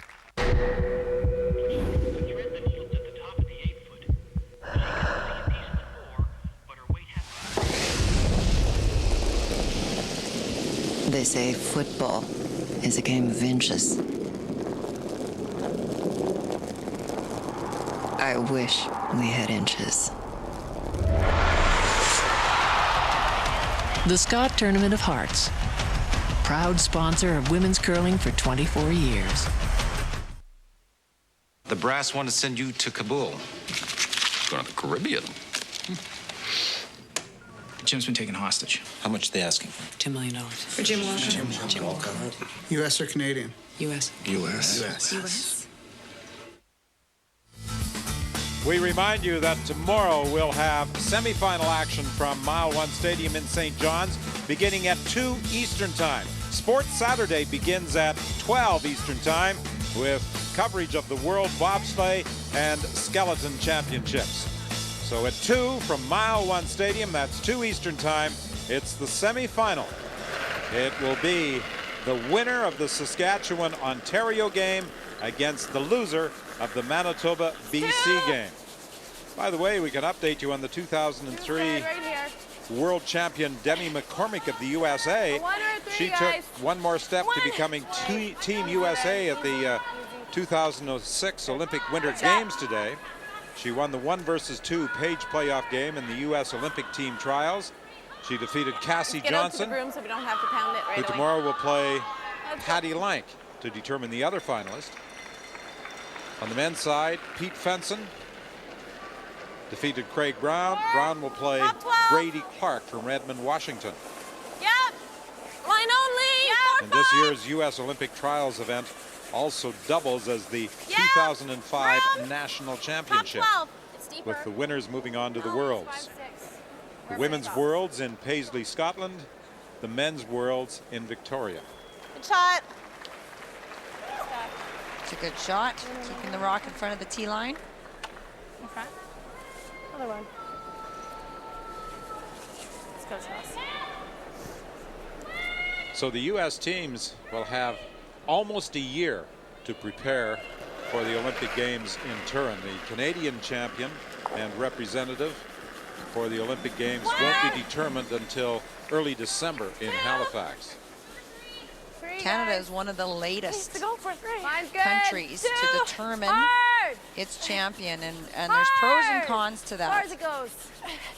The U.S. declaring their champions this early, it gives their teams a chance to compete internationally before the Olympic Games next February, whereas Canada does not declare its champion until December. It's very little time to prepare that team for international play if the team that wins that trials has not had any previous experience in international competitions. Of the 4 teams still active here, only Kelly Scott of Kelowna has a trials berth. But one of the other 3 that are out here will earn a berth as a result of their placing here, and that's going to be the highest ranked team that is not Kelly Scott. These are the teams that have qualified for that December 3rd to 11th trials affair in Halifax. Colleen Jones, Sherry Madaw, Kelly Scott, Sherry Anderson, Marie-France LaRouche, Shannon Kleibrink, Joanne Rizzo. A team will come out of the Scott, a team will come out of the Canada Cup, and the last team to be determined by CCA team rankings.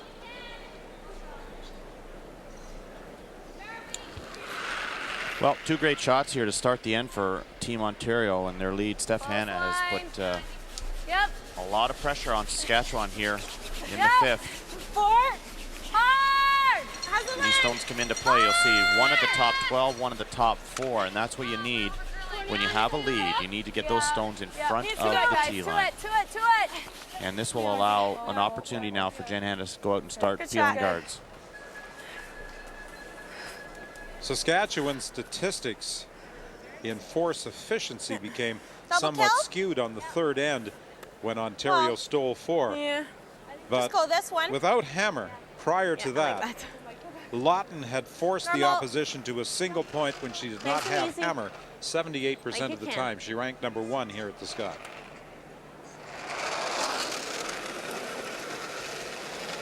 Normal. Whoa. Curl. This isn't good. Curl up. Okay. And that would be marked as a 0 out of 4. That did nothing to help Ontario here in the 5th end. Two, it's great, Sherry. It's top 12. Okay, Don. Again, the only good news is 2 stones in front of the tee line for Ontario. Because those lead stones were so good, it's going to take Saskatchewan a couple of shots to be able to access them and move them around. Needs to go. So they'll need more than 1 miss out of Ontario to be able to remove that yellow stone biting the 4 foot. Hard, girls, hard!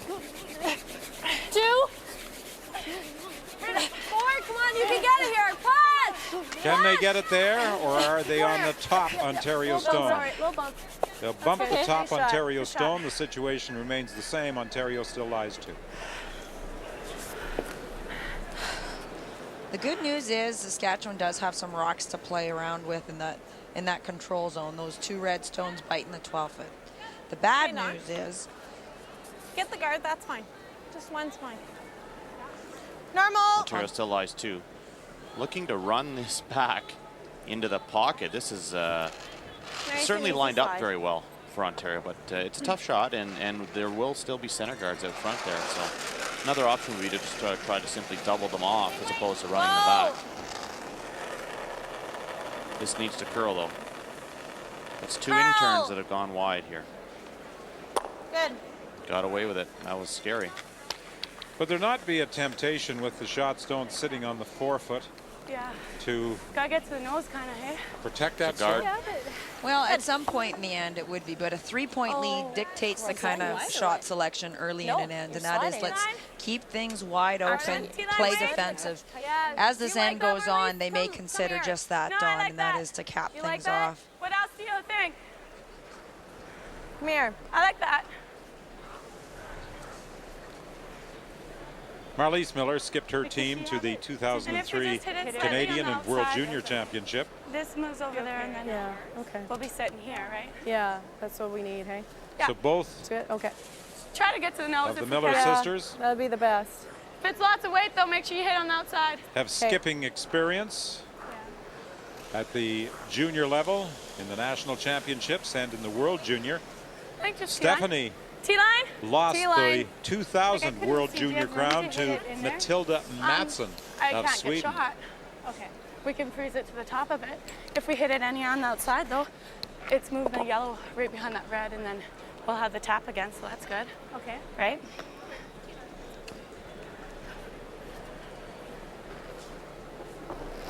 I think Marliese Miller gets my vote as the most intense competitor here.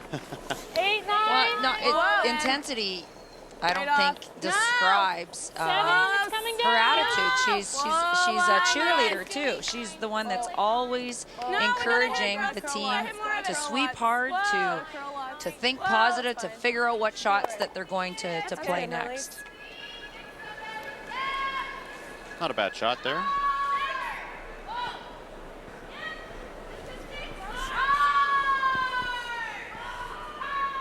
We had to touch that yellow a little bit less, got to curl a little bit more. Nice Sorry. to get in there. I don't know if you can, though.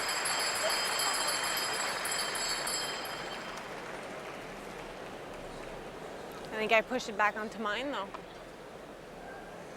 Unless I just play that. Yeah, this bump's there then.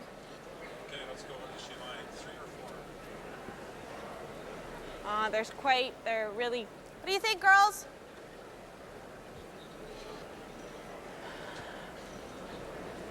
Let's switch from Ontario, Saskatchewan to the final stone now of Manitoba, BC.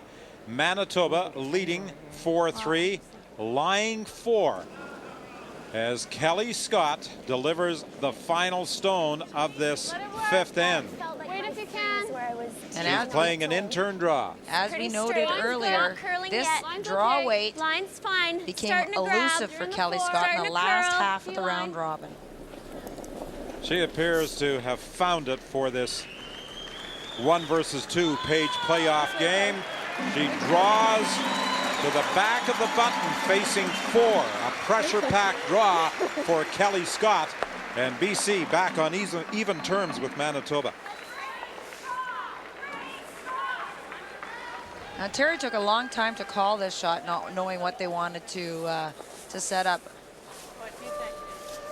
Finally electing to make a play on this top red stone.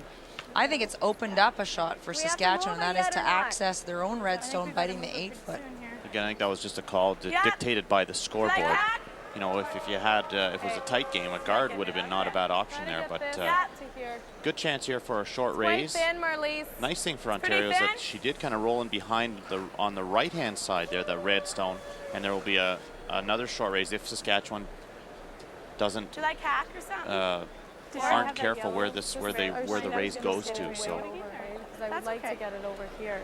Yeah, the stick right there, I guess. Well, the stick right to here. Yeah. I would like to go over here a little Okay. bit. Yeah, I see what you mean. Okay. Is hack enough to get it out? Hit it real.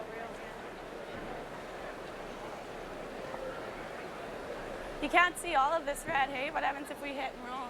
No? See, Marlies, this is lined up to do this, too. Just, hey? Do you want to lead that, or do you want to? I don't know. Yeah.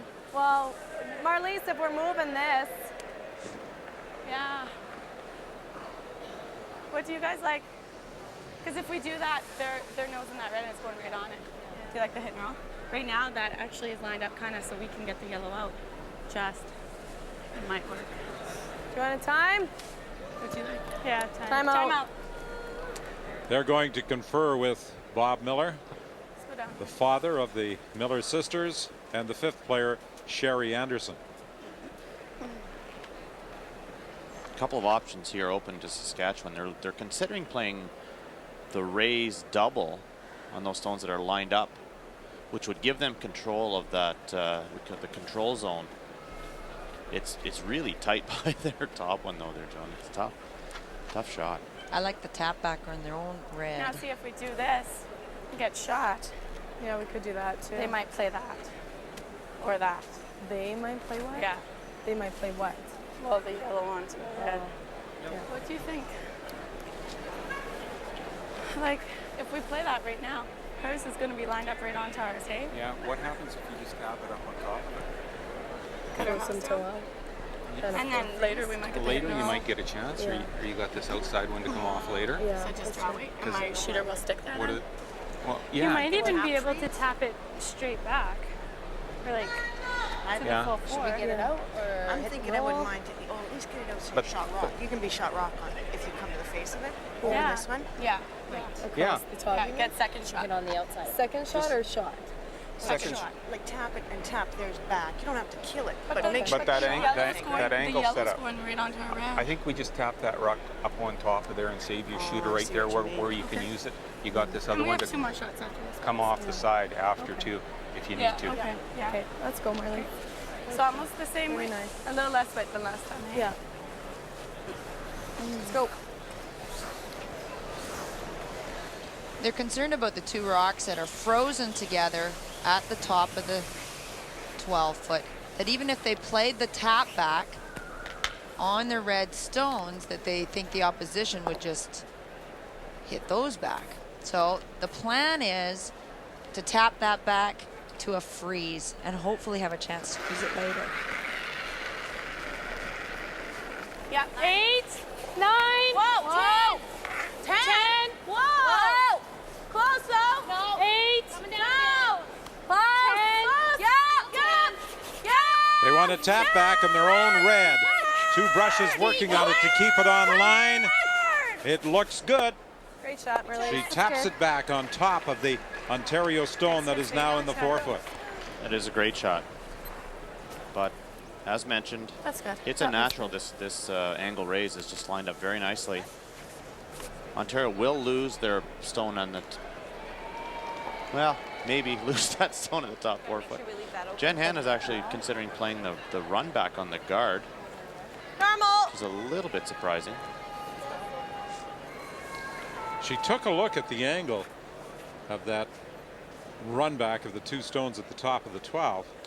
Well, the good news for Ontario, it's always going to be there. There's not a lot that Saskatchewan can do with those stones. Yes! Whoa! So this has actually gone on the other side. She might make it by mistake Right out here. stuff. I don't know. She does. Was that plan B? That was Or not C or D. That was not on the radar screen.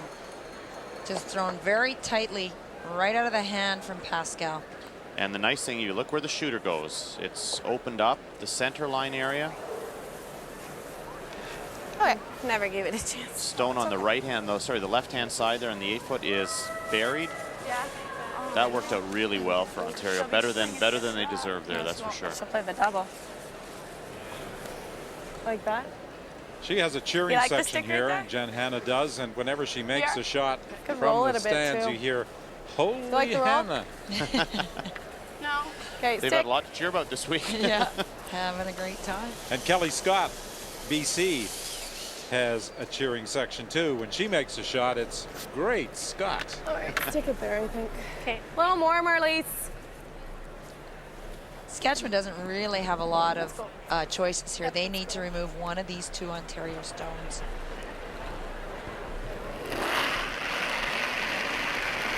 Whoa! Whoa! Whoa! Clean! Clean, yeah! Whoa! Clean! Down to Roll Skip the other way, Jones here Ben. on Yep, N5. Ben, yep.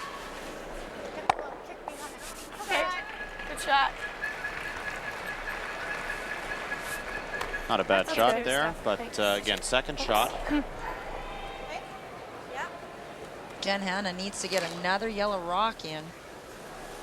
Good shot. Yeah, as long as we're 1-2. Okay.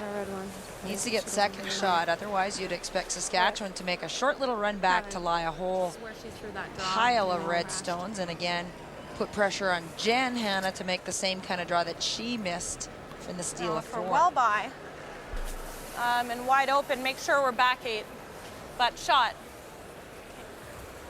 This is the same spot that Stefanie Lawton wrecked on this guard, but again, there is room wide Yeah. around the intern. Well, She'd love to have this yeah, stop almost tee. almost on the tee line.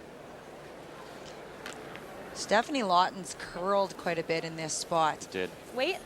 We'll see whether there's big swing Sorry? for Jen Hanna's rock as well. So what I threw for that draw 2 ends ago, right? Yes. It doesn't appear to be a lot of ice actually for this shot, considering what Stefanie Lawton's rock did. Would she have learned from that? You would think, yeah. I mean, every stone that comes down the sheet, you try to remember. But you know, again, late into a round robin, you also have feeling for what the ice is doing anyway. But A lot of room. A lot of room. Yes. Line. Yep. Wall room. High line. Room. We're close. Yep. Yes. Yes. Whoa. Just by. Needs to sit. It's heavy. But just getting caught a little bit on, again, that ran straight down the sheet, straighter down the sheet, and it's so hard out there. If it does run straighter, it just doesn't, the speed doesn't come off it as quickly. Well, they had to jump on it to get it by the stone out front. I didn't hear what they said. It's all right. Let's go, Steph. Is that enough, you think? I think so. This is a call Take a little trying more. to 13-3. generate a steal.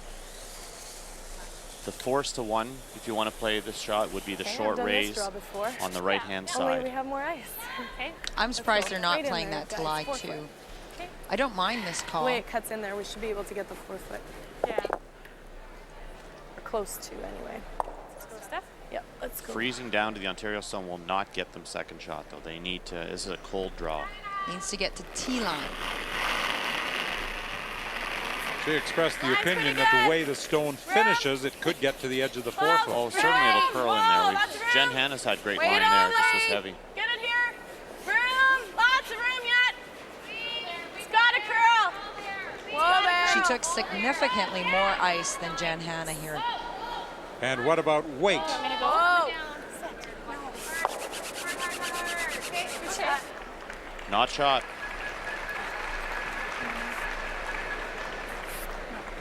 I don't think we're shot, are we? That's what Pascal Latande looks at. Good shot. We're shot. Coming to the Here we are. visual conclusion in looking at the stones from the top that Take a look at it. I think it's us, but the Ontario my stone eyes are no is good shot. for this. I don't know. Put a stick on it. because you could play the little tap. Yeah, but I think we'd score for sure and then 'Kay. put a stick. If you think it's us, I trust you, and just put a stick on it. Okay. Well, I think Pascal Latande is correct in assuming that the Ontario stone is shot. Why not just play the same draw though and come down to the Saskatchewan red stone is what I'm thinking. My eyes are not good for that. Jen Hanna just played this She in-turn thinks draw. it's us, but I think it's super close. definitely a measure. Piece of the forefoot. I agree. If there's any doubt, I think I'd play the tap. Usually one player on each team, though, is kind of assigned the role of the eyes of the team, and Pascal seems to think that yellow is shot. And I certainly jumped on board quickly. I might be wrong. It looks like yellow, I think, too. Last rock of the fifth Line's end, good. a draw attempt by Jenn Hanna Line's to good. get Line's 2. good. Whoa, At least we line's think it's for great. 2. Line's great. 7. She's assuming that it's 7. for 2. Going on the word of All yours, third 7. Pascal Lawton, who All looked at yours, it from quick. on top. And she's got perfect draw weight. Again. 2.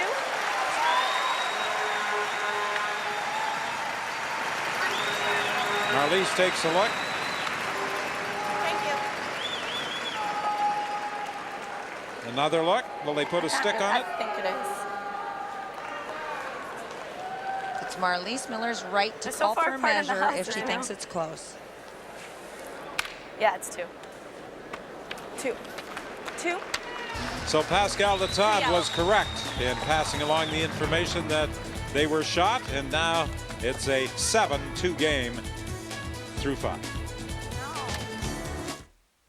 Hi, I'm Betty Hinton, Member of Parliament for Kamloops Thompson Caribou. And I'm Jim Strauss, manager of the Strauss Herd Company. We'd like to invite you to join us to attend the Strauss Canada Cup of Curling this March in beautiful Kamloops, British Columbia. Bring your skis and take a few runs at the Sun Peaks Resort. Or bring your golf clubs and play our award-winning Kamloops golf courses. Above all, enjoy watching the best curlers in the country at this year's Strauss Canada Cup of Curling. Come join us in Kamloops. Curling. With every game played, your contact to the world expands. With over 1 million participants utilizing 1,100 clubs across the country, curling is an entertaining, social way to stay active. Play for fun, play to win, or just come out and enjoy the membership benefits. Clubs can be assisted by the Canadian Curling Association's Development Fund, which serves to promote, renovate, and offer advice on operations. Get involved. Join a club near you today. It has lifetime value.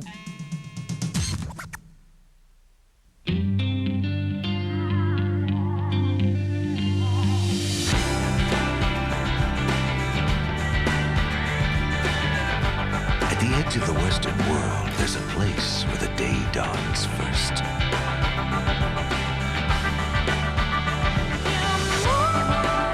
The most easterly point in North America, Cape Spear National Historic Site, Newfoundland and Labrador. Hurry! Hurry! Hurry! Come on, hurry hard! Hurry, hurry, hurry! Hurry!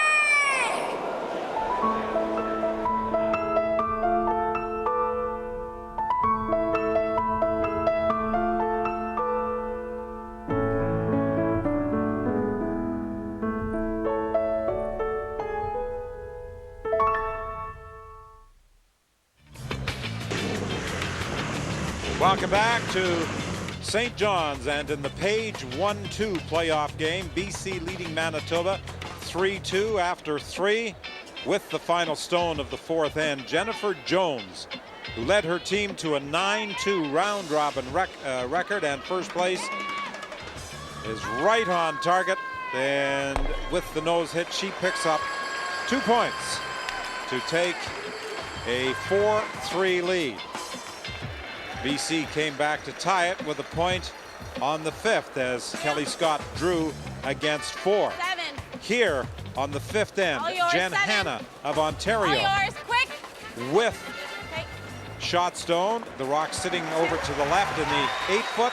She draws the 4-foot. After some close scrutiny, Marlies Miller of Saskatchewan conceded yes, it was 2, and Saskatchewan at the midpoint trails by 5. 2 keys. Hey, thanks. Cheers. Give him to me! Give him to me! Oh, I think you've sprained his neck!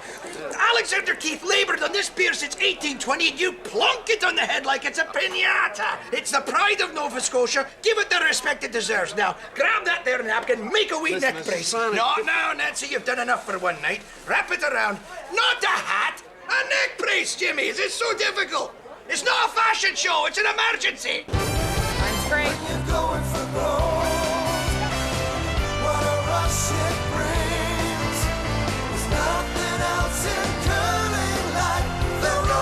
The roar you hear is 20 of Canada's top women's and men's teams competing for the right to represent us in Italy in 2006.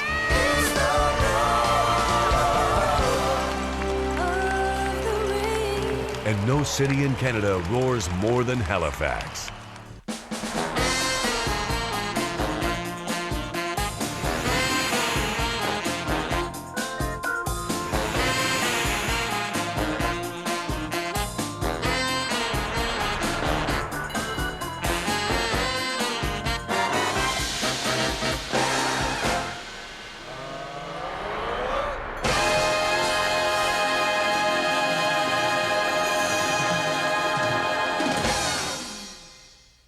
The Scott Tournament of Hearts is coming to London's John Labatt Centre next February, and full event passes are on sale now.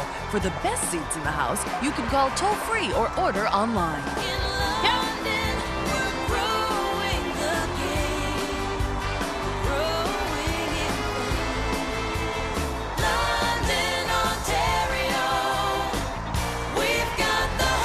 Come join us in the Forest City.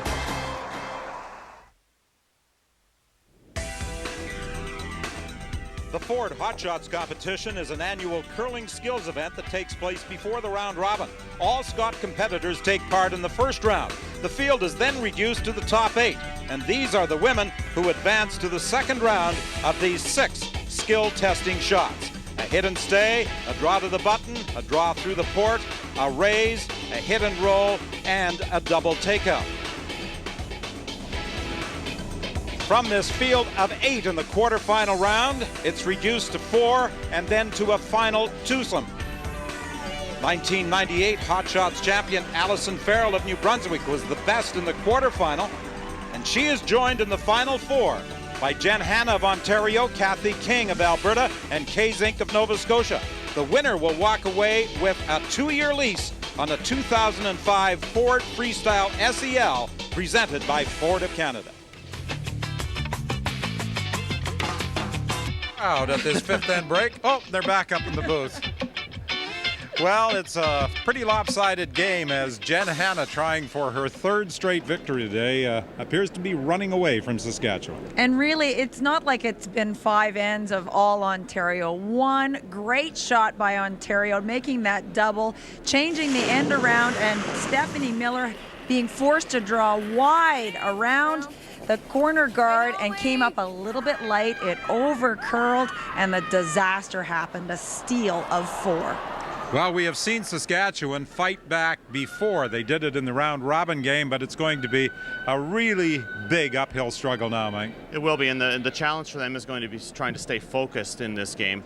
It's down 5 points with 5 ends to play is not a great position. You're facing elimination, and it's hard to stay enthusiastic out there. They're gonna have to score a deuce right now, and then it's a question of steal, steal, steal, steal all the way through, and that's against a hot skip. It's virtually impossible to do. Well, the winner moves on to the semifinal tomorrow against either Team Manitoba or Saskatchewan, and we're going to switch there right now. This is end number 6. Manitoba has last rock. Manitoba lies 2, and an opportunity for Jennifer Jones on the 6th end to draw for 3. In the round robin, Kelly Scott defeated Manitoba by a score of 7-4. Manitoba with just 2 losses in round robin competition, their other setback 8-2 at the hands of Prince Edward Island. Jennifer Jones with her final stone of this end. The 6th end with the opportunity to draw for 3. Mine's good, it's all yours. Full legs. Like Jenn Hanna, Jennifer Jones has been playing very well in the last 4 games of the round robin. Okay, well, I don't want to lose the line. Whoa, whoa, whoa. She has backing, Get it, girl. and she gets her 3, and she moves into a 7-4 lead over Kelly Scott of British Columbia. The winner of this game moves to the final in the Scott. The loser goes to the semi-final tomorrow against either Ontario or Saskatchewan.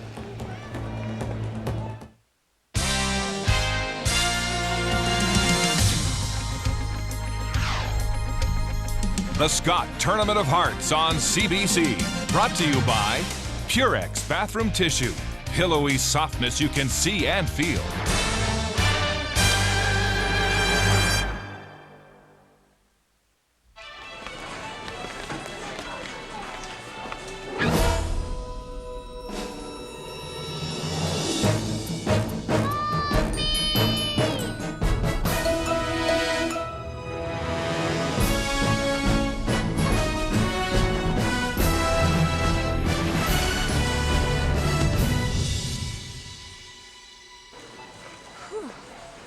Purex Ultra, our thickest, softest Purex ever. The best is yet to come, and babe, won't it be fine? You think you've seen the sun, but you ain't seen it shine. Wait till the warm-up's underway. Wherever business takes you, Best Western is there. Best Western, the world's largest hotel chain. Now featuring free high-speed internet access at most hotels. Visit bestwestern.com for locations.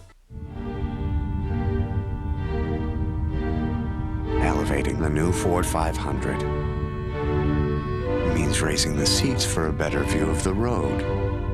It means as much room in the back as in the front. It means taking the sedan to a whole new level. The new Ford 500. We keep thinking about what a sedan should be because we want you to drive a Ford. Hey, so what do you want to do for lunch? Thinking soup or sandwich? Sandwich, that's good. No. That's not enough. You boys must have proper lunch. Hearty soup and sandwich together. That's proper lunch, okay? It's the complete lunch that satisfies. So, soup and sandwich at Tim's? Sounds good. Tim Hortons ham and Swiss sandwich on a toasted bun and our new creamy field mushroom soup. Enjoy them in a combo today.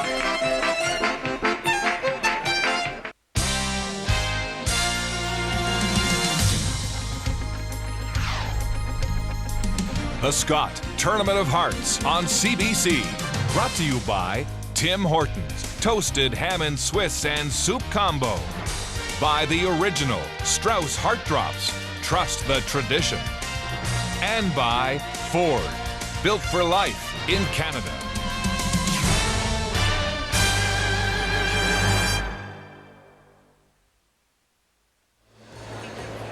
Well, a tremendous tribute from not only the spectators, but the other curlers who were on the ice today.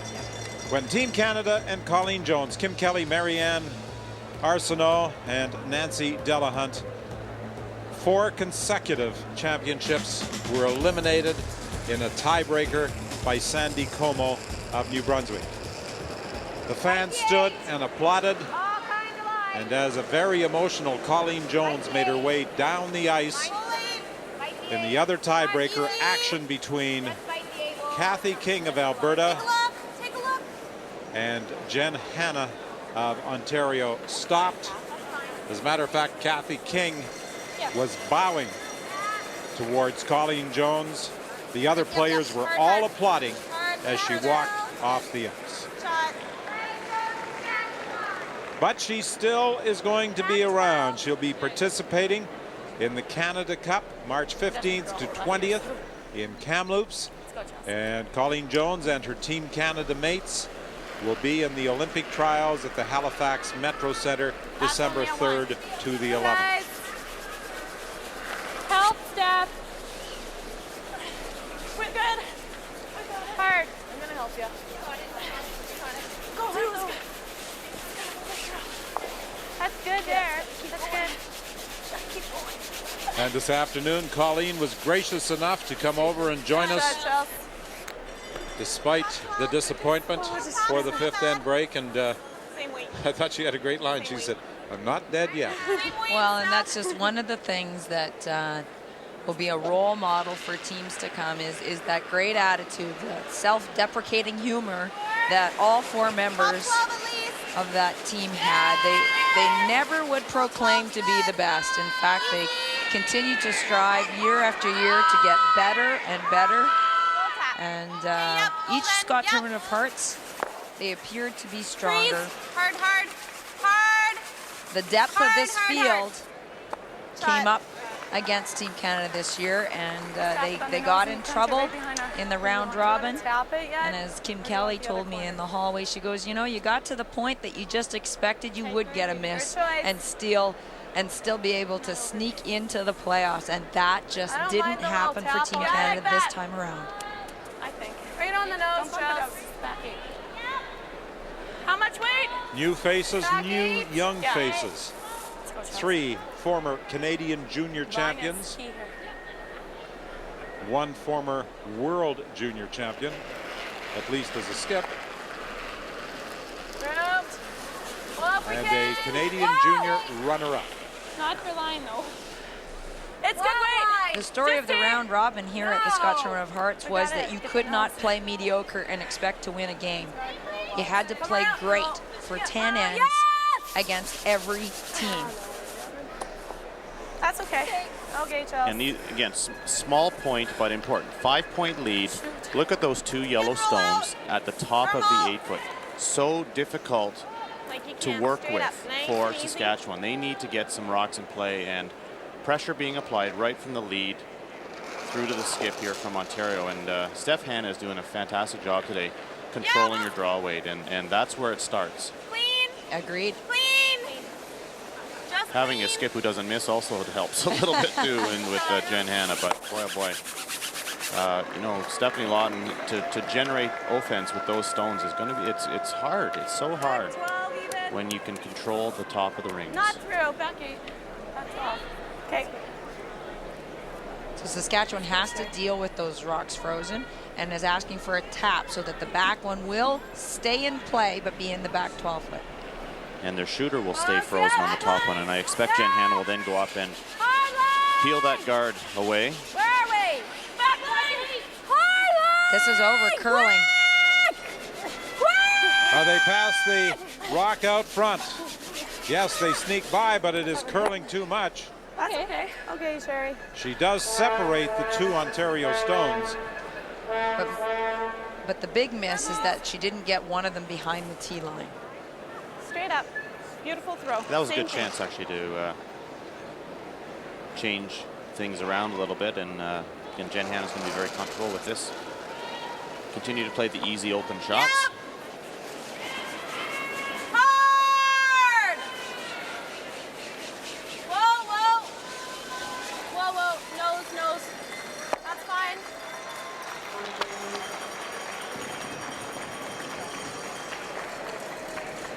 I like that.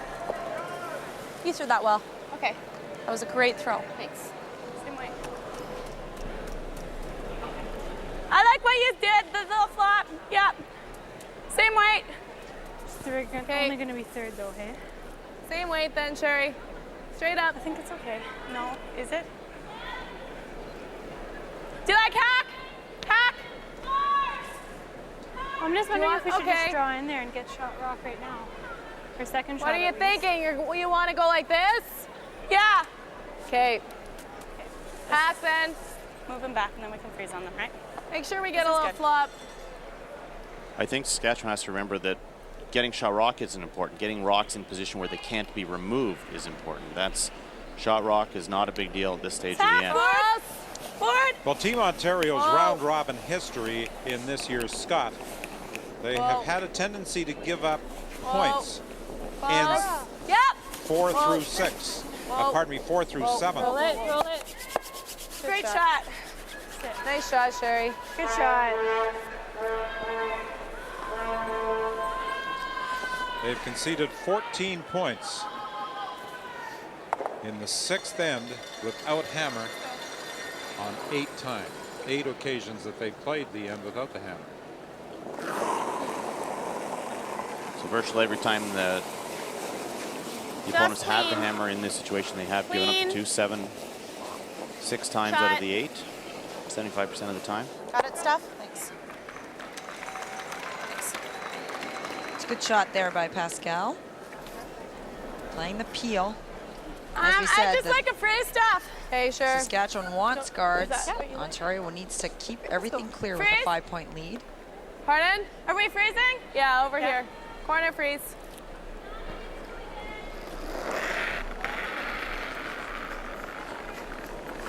Close. We have a 10.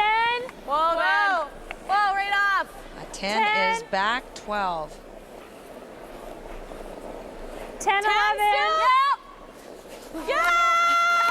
Changing play here, may try and go for a split. That's a good shot, Marlies. Those are the kind of calls that you can make plan B only when the sweepers let the skip or the person holding the broom know how much weight is being thrown. It's critical so that you can make optional plans. Just looking for a clean pick. This red stone.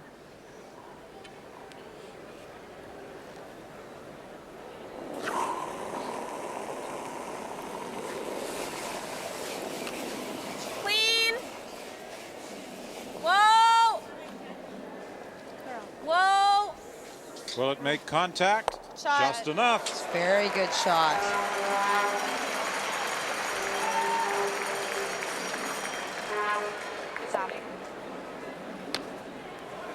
There are 3 members of this Team Ontario at 83% through 5 ends. Pascal Lawton, Jenn Hanna, and Steph Hanna. Whoa. It's got a bend, Sherry. Jeez. Around it a bit. Oh, It is. It's an 8-9. Jesus, it's not moving there. Okay. Good throw, Marlies. That's okay, too. Yeah, that's good. That's okay. No. Okay, I think I'll leave that there. Okay. What if I do that? Sit 1, 2, 3. Okay, I like that. I don't mind rolling out. Maybe that's better. She's gonna freeze anyway, so it's less to jam to. Well, I don't mind sitting 1, 2, 3, Jen. Okay. Well, let's make sure. Yeah. Instead of hitting Roll that out, one. Yeah. fine too. Yeah. Got to come awfully close to your own Good stone there to control. sit 1, 2, 3. If you ever clipped your own, you'd bring a 3 into play. I think just killing that back stone is a good option. You can also play To the stay, you need to come by your own yellow stone very tightly. It's getting so late in the end Tell that her. the fear of Firm control. Saskatchewan making perfect freezes everywhere is getting less and less. So remove red. Don't sure it worry goes away. about sticking around on this rock in the back 8 foot.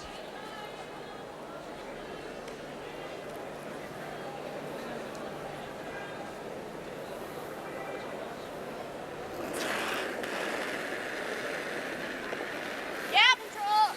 Jenn Hanna with her first of the 6th. Hurry! You heard her say she wanted to hit and lie 3. Yep, right out. Yep. Or the other option, to roll the shooter away so that there would be nothing to jam on.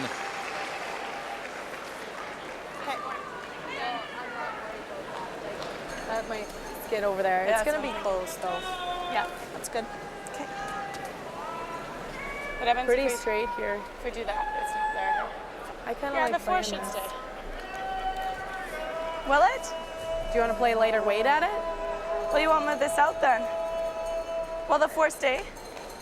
Yeah. Okay. Half a rock. Quarter. You need less than half, eh? I think it's just About a third. missing. No, it's not, Marlies. Okay. Look at it. Yeah, it's going right to there. Okay. 2 stones remain to be played. Manitoba, British Columbia, Manitoba leading 7-4. Kelly Scott just drew down to the back of the 4 foot to lie shot. And Jennifer Jones is attempting to punch it through between 2 of her own stones. And if she does, she will be lying 3. And she succeeds in doing that. Actually, she's lying 4. There's another biter over on the right-hand side. Fine. Would've So been nice it's though, another yeah. pressure draw for Kelly Scott. Yeah.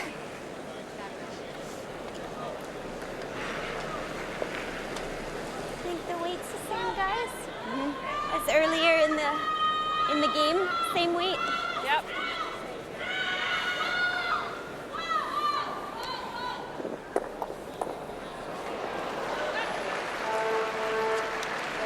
Trailing by 3. Kelly Scott drawing against 4 Manitoba stones. This is the last rock of the 7th end. 9. Whoa, then. You're in the 8. Whoa. Whoa, if it's a 9. Whoa, if it's a I'm not 9. sure if you can go to that back stone and get shots rock. You got. Certainly wouldn't want to roll off as these stones once you come into the rings. Now it's beginning to move. Will she get shot, though, coming down to this stone?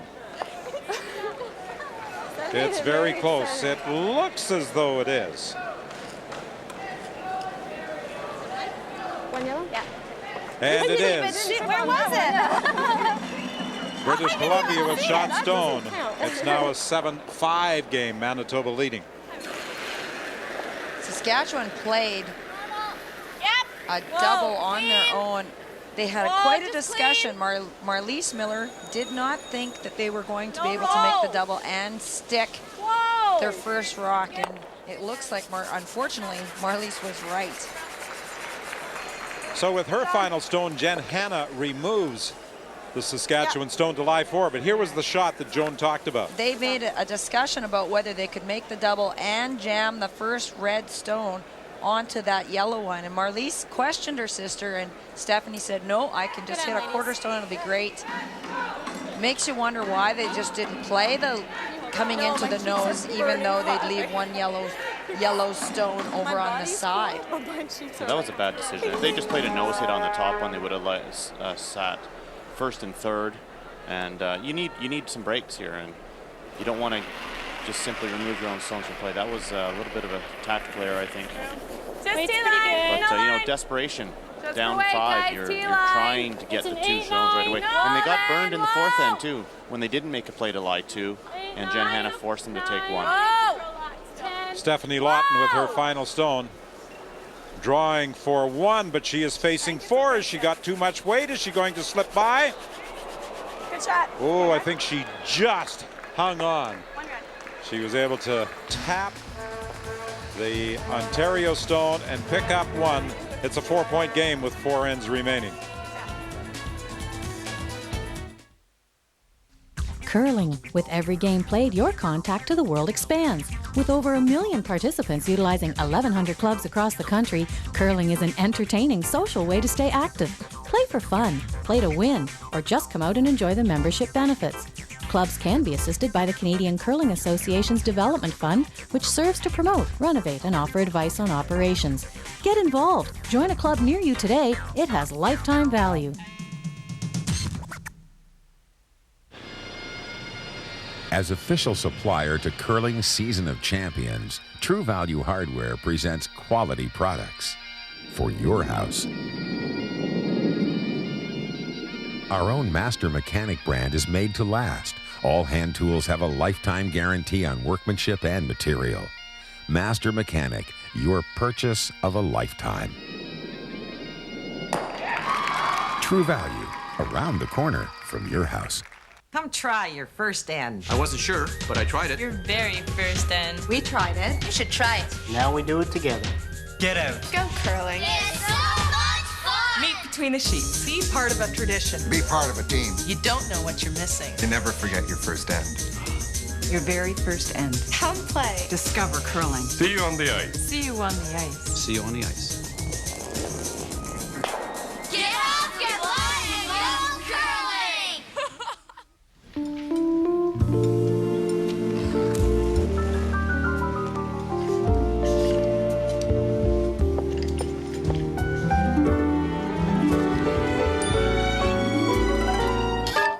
Back pain. It can affect more than your back. Robax Platinum, a special combination of 2 active ingredients. One to relieve back pain, the other to relax tense back muscles. Robax Platinum, helping you walk away from back pain. You wanna rock your world? There's only one way. It starts by getting tickets to the Ford world's best curlers are coming to Victoria. Now there are new ticket packages ranging from 2 days to 4 days and priced from just $75. Call toll-free or online at FordWorldCurling.com. This is where the world will rock. Victoria. Tomorrow on the main CBC network, we will have the semifinal from the Scott, featuring the loser of Manitoba, BC against the winner, Saskatchewan, Ontario. The winner of the Manitoba, BC game goes directly to the final. And preceding the semifinal from the Scott, it will be the World Bobsleigh and Skeleton Championships from Calgary. That begins at 12 noon Eastern Time, CBC Sports Saturday. Curling starts at 2 o'clock Eastern Time.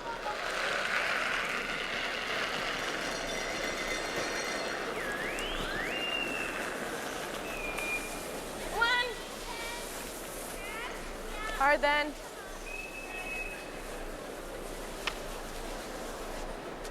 Right here.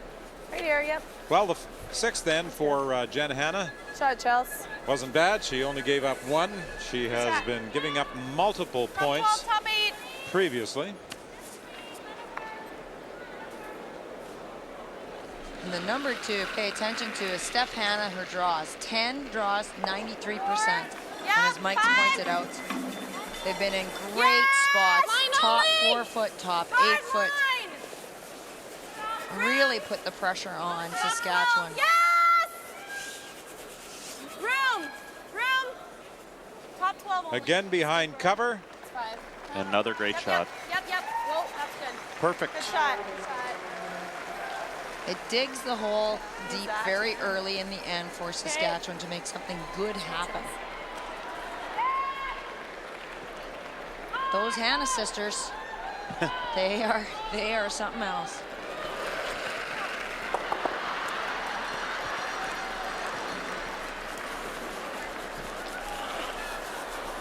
Three's good. 3 guys. 1. Hard. Where are we, guys? Right up. Harder. Okay, that's good. Good shot. I like the tech. Go across this way. Forward. Well, this is a good test for Steph Hanna. The tick shot is the most difficult shot at the lead position for Rock Rule. The shot that most teams practice have a set weight that they'll play at it and a plan of whether they'll play across the face or coming into the stone.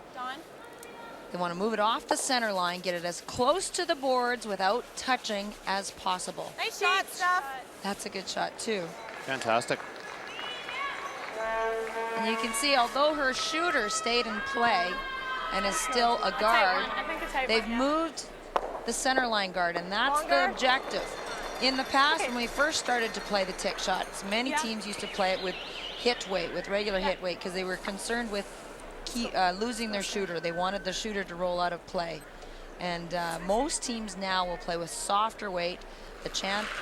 Therefore, their chances of moving the rock off of the center line without removing it are better, and they are tolerant of leaving their shooter in play. They don't care. Help, Steph.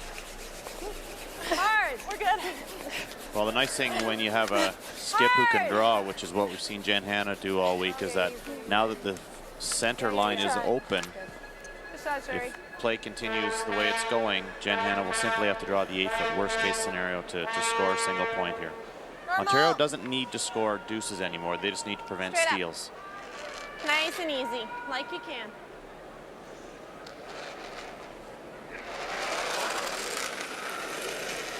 Heel.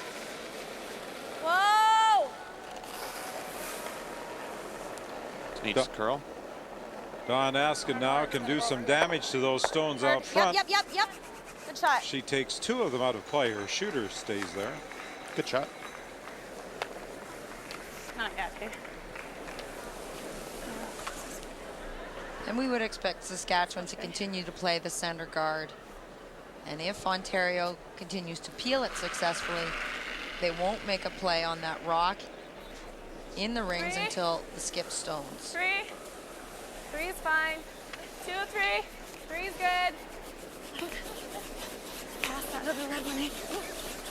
The placement of this guard is to try to set up a jam possibility with Ontario.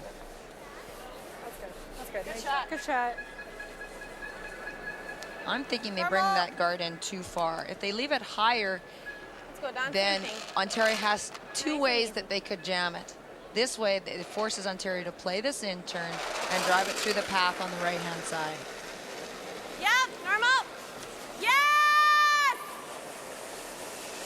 Real hard! Hurry! Come on, jump it hard. Very close to a jam. That's a mistake, though. That takes away the in-turn path to the button. That spot. That was their free access into the forfeit area. So that is, even though it's not on the center line, it is in the way. This one, we can roll a ways too. I don't know. Let's just draw. Okay. Saskatchewan can't throw up another center guard, though, because then they don't have access to get around it anymore either. So they'll need to make a play as in a draw around their own red guard. Need to get it right to the forfeit as close to the button as possible, because you would anticipate that Ontario would peel the guard. Where? Find the line. Room. Do we have lots of weight or not? 6. Freeze it. Yep. Yep. To it. It's pumping a bit. Whoa. Okay. That's good. That's good. Comparing the thirds. 1 draw for Pascal Lawton, 11 for Marlies. Normal. And she has played just 1 takeout, while Pascal Lawton has played 11. And as we suggested in our opening, these teams match up so very well. Just great shot makers at every position. And this game has been decided on skip stones. Yes! Whoa! Quick. Yep! Yes! Quick! Hard. Shoot. She clipped her own, pushing That's good. the Ontario stone back into the rings want to do that. and behind the tee line. So now Saskatchewan has a draw behind their own guard with backing. Now remember, in the first end, these were the draws that weren't moving very much. And Marlise's last one, too, just ran dead straight. That was a come-around attempt, not a freeze attempt on her last stone. Let's try this. Help me out. Yeah, remember, Saskatchewan came by the guard very tightly, and the best they could do was get these stones about half buried in this almost this exact same spot in the first end. This is where you need to do some creative rock throwing, and that is on purpose, slide wide and dump the rock in to get it to curl. Room. Whoa. Close. Yep. Room. 6. Let it work. If you need to go, though. We need a shot. Yep. Bring it down. Bring it. They had to wait for the rock to curl. It's a good shot. Now they bring it into the 4 for shot rock. Great shot. Thanks. Now we can guard it. The corner guard is the trouble shot for Jenn Hanna. Yeah, temptation to chase is there, but this is a smart call up 4. Just get up there, get rid of that guard. Yep. Whoa. Just needs to move a little too. Will it make contact? Perfect. Never doubt. He came close to getting the other red stone sitting on the edge of the trough. Yeah, exactly. I think I take the same ice, hey? Okay. Yeah. Just take a look at how little ice Saskatchewan is taking to guard this stone. Pretty close, eh? The straightest path on this sheet is right here. This in turn going away. All right, if anything, show your side of it. I took the same ice, so I'm hoping it'll be good. Well, Saskatchewan, you got to remember where you are on the scoreboard, and one at a time is I don't think so either. the attitude you have to have. Your Stefanie Lawton. There's not a great chance here to steal 2. Bad. 2, 3. So let's just throw a couple of guards here, force Jenn Hanna to draw the pin. Jenn Hanna will certainly go up and peel this guard again. Line's pretty good. Easy. Easy. It just needs to cross that line. That's it. Oh, let it move. How's line? It needs to curl a bit. At the end, guys. Yep. Now, if anything, they want to show the center line side. Yep. Whoa. Whoa. So that if Jenn Hanna makes a pass at it, it would jam on her own. That worked out great.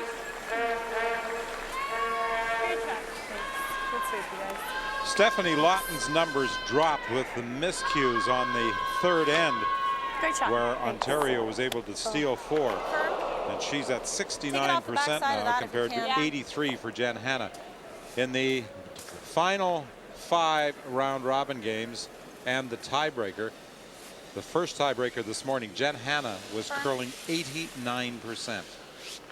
It's incredible. Jenn Hanna needs to be careful where her shooter goes here. If her shooter ends up stopping here, it will take away that path to the button. She needs to hit this peel thinly and have her shooter come in off the back of that other yellow guard that we see. If it over curls a little, she'll cut off her draw.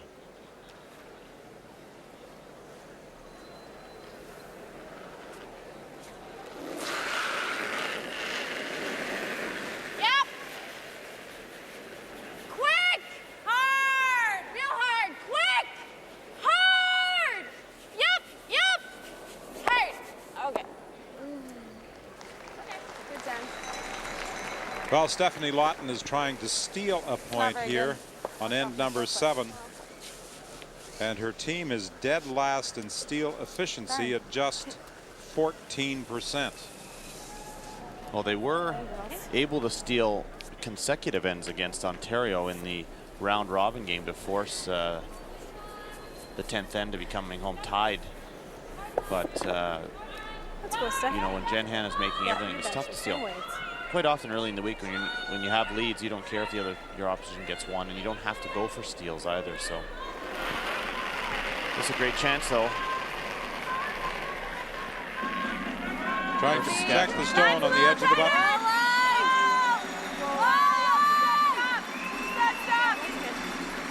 Whoa, over, whoa. And this one is quite a bit farther over. Stop. Stop. Over curling. There is a good shot. Looks like there's going to be a port. That's good. There is a huge port. This will bring back bad memories for Saskatchewan.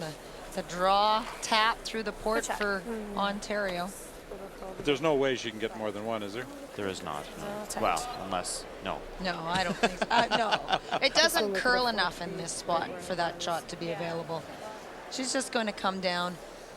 Of course, through the port with back 4 weight and just a little gentle tap on this red stone for shot.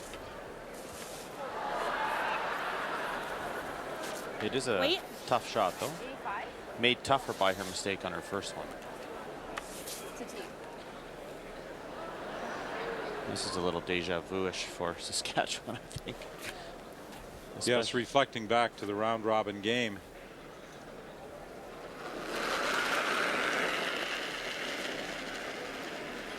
Final stone.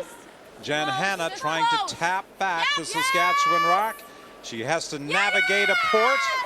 They're brushing to try and get it through. Will they succeed? She just gets a rub, and it is a steal.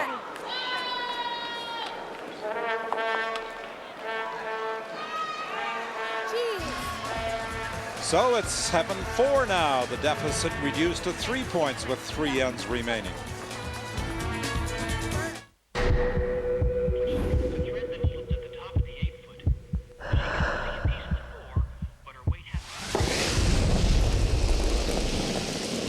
They say football is a game of inches. I wish we had inches.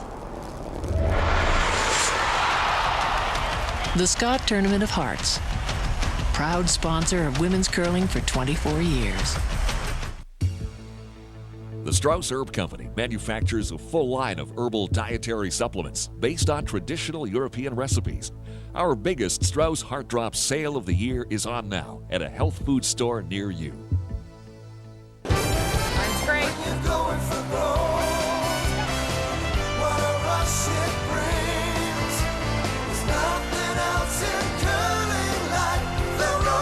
The roar you hear is 20 of Canada's top women's and men's teams competing for the right to represent us in Italy in 2006.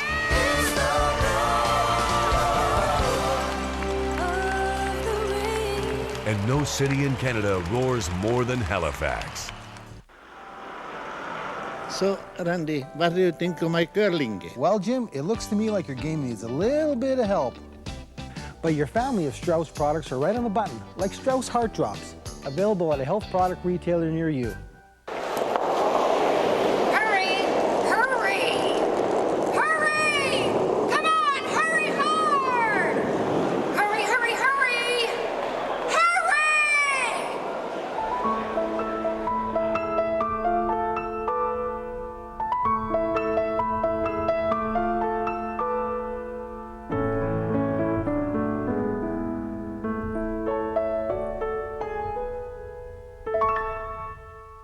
Get on a bus, they drive us to an event, listen to the speech, back on, off we go. Behind the federal elections. It's the opportunity to persuade, my friend.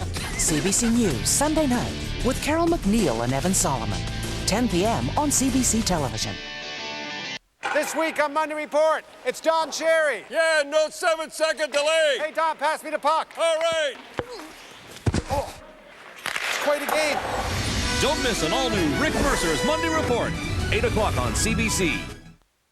My name was stolen from me. It's a very common name, but it's evil. Intimate portraits of what life is like for 6 Canadian Arabic men sharing the name Osama. Monday at 9 on CBC News, The Passionate Eye. Well, we saw a steal of 1 by Saskatchewan against Ontario on end number 7. On end 8, Kelly Scott trailing by 2, attempting to steal 2. As Jennifer Jones of Manitoba delivered her final stone. Can she run them both? She gets a jam, and it's a steal, the second time in this game that Kelly Scott has been successful in stealing. It's a 1-point game. Manitoba's still in front. Not surprising that Kelly Scott has stolen 2 points in this game. She ranked number 1 during the round robin in steal efficiency. Jennifer Jones was number 2. And for Jennifer Jones, it's not all that surprising because she likes to play with a lot of rocks in the house. I think the surprising stat there is from BC, Kelly Scott, because she doesn't choose to have everything in play as much as Jennifer does. So must say something about the ability to press the other skip, making the last rock count against the other skip, putting pressure on for Kelly Scott.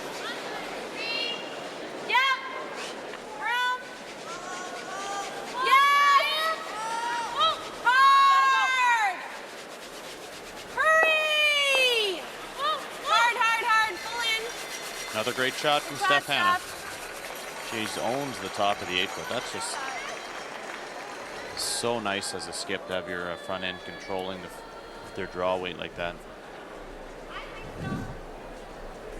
Each time Saskatchewan has played a center guard, Ontario has gone right behind it.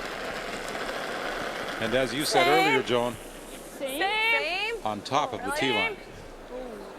More. Come around then. I don't know whether you phrased it quite that way. But Sure I did. Yep. Whoa, whoa, whoa, whoa. No bump, no bump. Line's great. Line's great. Just a little surprised Saskatchewan's not throwing the second center guard. They did last end. They threw the second guard last end. Maybe a little change in strategy.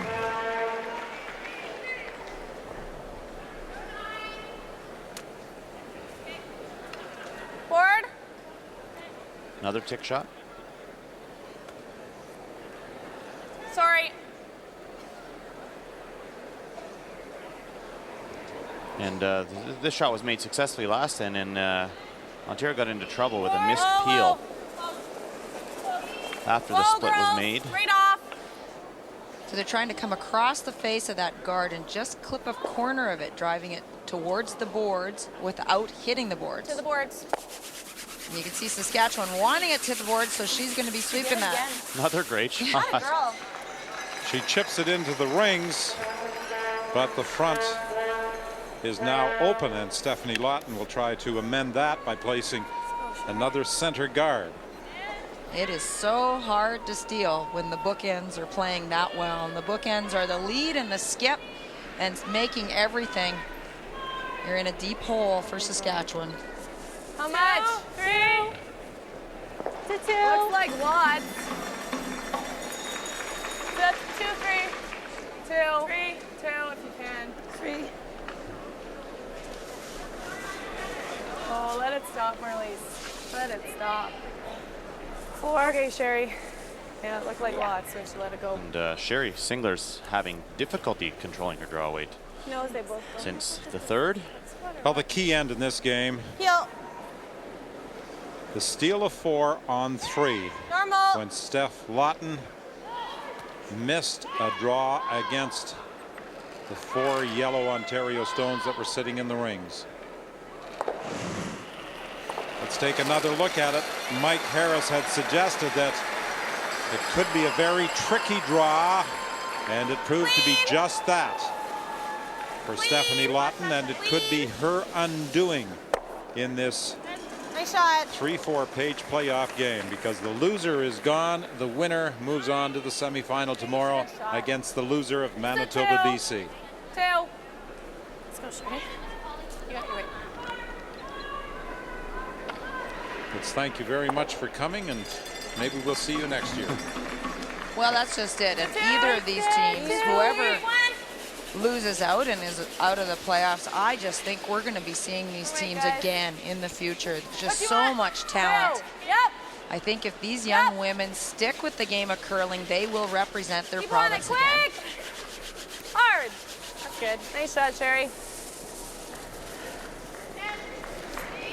For years, I've said that it is rare, if not impossible, for teams in their first trip to a national championship, the Scott or the Brier, to win it. But I've got to say, I could get proven wrong at this Scott Tournament of Hearts. Clean. Nice shot. Great shot. That eliminates the Saskatchewan stone that was sitting in the back of the 12. And the guard is also taken out of play. Atta girl. Nice shots.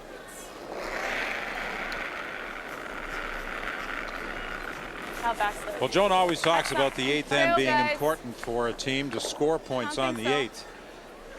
And that's what Ontario is attempting to do, to get at least 1 point on this 8th end, and with 2 ends remaining, they would lead by 4. The theory is that if you want control of a close curling game, if you count an 8 and your opposition's going to count a 9, then you'll have the hammer again coming home. So I think it adjusts your strategy, the 8th end especially, about how cautious or how aggressive that you play to make sure that you count if you have last rock. Oh. Now this game, arguably, a 3-point lead with that hammer will affect the strategy more than thinking about the 8th end. That little tick into the rings is important for Ontario. There's going to be 2 points here will basically could put the game out of reach entirely. But Saskatchewan has to figure out a way to use these stones at the top of the ring. So I don't think that they're going to get an opportunity with this center guard. Okay, hard then. And even if they do throw the guard here, Get a 1-2. they still have to go around the runs in the top of the 12-foot. So push it, girls. Push it. Ontario's going to peel here, and then we're going to see if Saskatchewan will make a move on these 2 stones at the top of the 12-foot. Either go around them or... Draw would still be available wide, coming around the top stone in the 12-foot.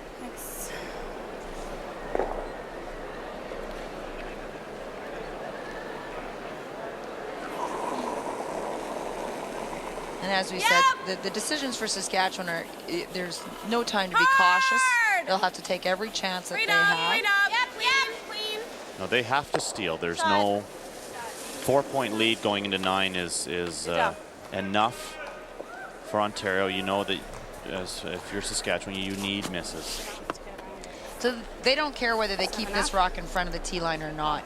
Bringing it to the back 4 is actually a great shot. Can take a bit more. Maybe an inch. So they're trying to come wide. We did see more movement coming in here. And as I said, if they bring it back into this area, we probably would see Ontario try to deal with the 2 in the front. All right, and then Saskatchewan trying to guard it and leave Ontario draw with backing on their last one. They still need misses from Ontario.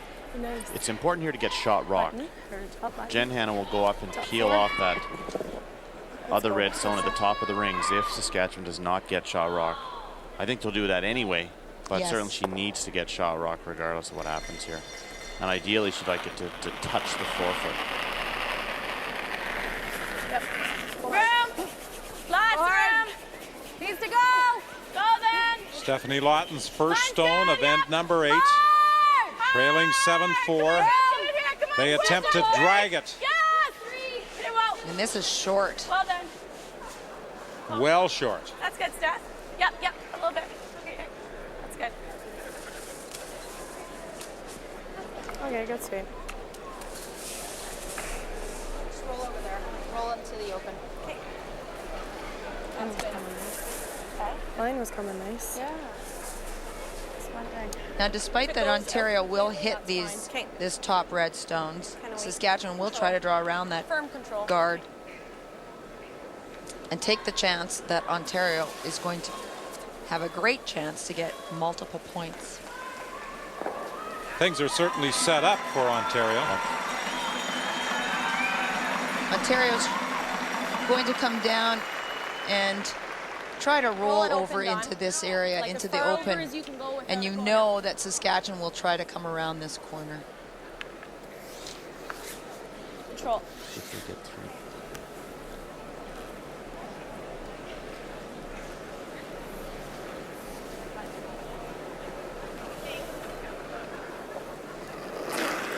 Jenn Hanna trying to remove the Saskatchewan stone on the top of the 12. Whoa! Jenn Hanna would like to stick around if she could. Doesn't look like it. That's fine, Jen. Plays well. That's not bad, though.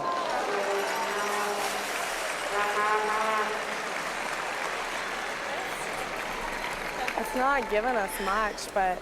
Do you guys like this or the draw? Don't mind drawing through the hole. Which one? This? Or the draw? Which one? Whatever you like. I think they've got to go for the steal. What do you like? Don't get mad. But you pretty much need to steal. Like if we don't like the roast, she's getting 2. The question is the out turn through the port or the wide in turn around. That's the question here. Oh, actually, they're considering the hit and roll right now. Well, I think to steal, though. To steal, they need to get a stone into the 4-foot. Can we draw through? Could try. Yeah, we could try. Maybe a little wick even. Okay.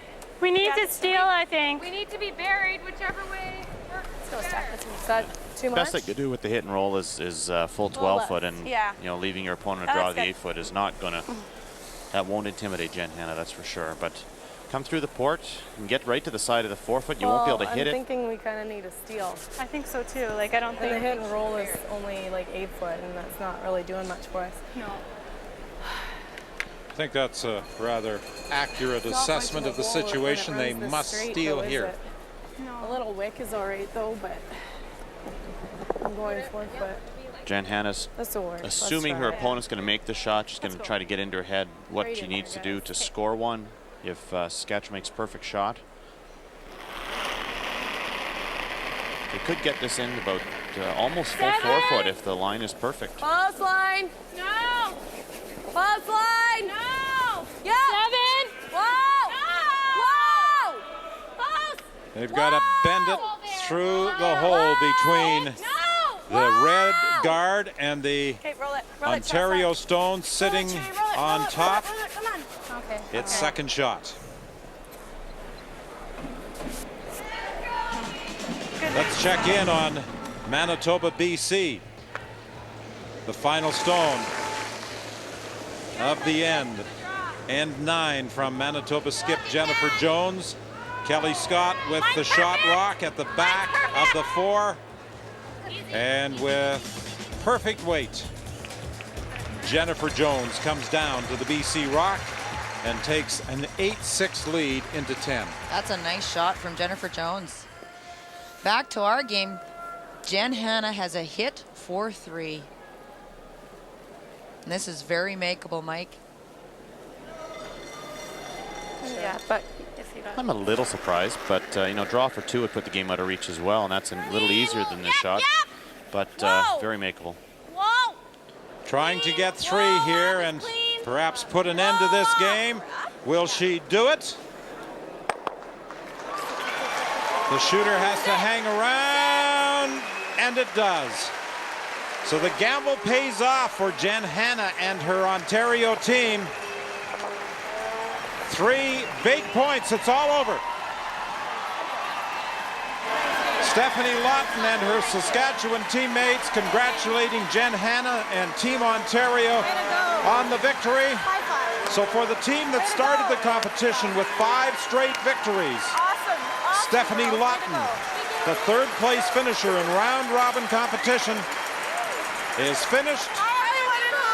And with 3 wins today, Jen Hanna, a tiebreaker over Kathy King, another tiebreaker against Sandy Como, and this win in 8 ends against Saskatchewan to move to the semifinal. It's bred for European tastes, but built for North American desires. With a seductive, ergonomic design, provocative performance, responsive power, sexy, low-profile wheels, eye-popping curb appeal, and superb handling in tight corners. Not to mention driveways, decks, and even those silly motor cars. The Karcher high-pressure washer. You really have no options. Hey, so what do you want to do for lunch? Thinking soup or sandwich? Sandwich, that's good. No, that's not enough. You boys must have proper lunch. Hearty soup and sandwich together. That's proper lunch, okay? It's the complete lunch that satisfies. So, soup and sandwich at Tim's? Sounds good. Tim Hortons ham and Swiss sandwich on a toasted bun and our new creamy field mushroom soup. Enjoy them in a combo today. The Scott Tournament of Hearts is coming to London's John Labatt Centre next February, and full event passes are on sale now. For the best seats in the house, you can call toll-free or order online.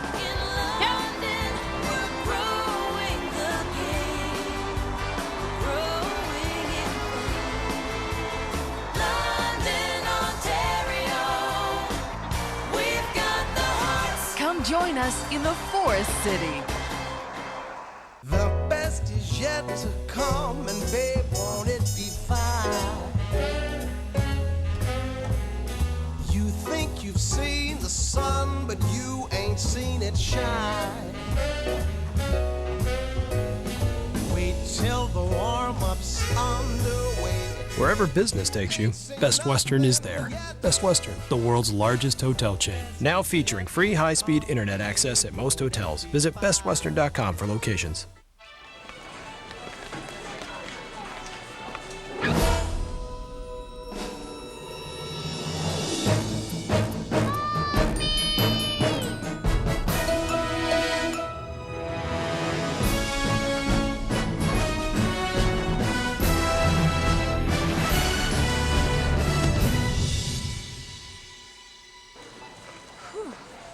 Purex Ultra, our thickest, softest Purex ever.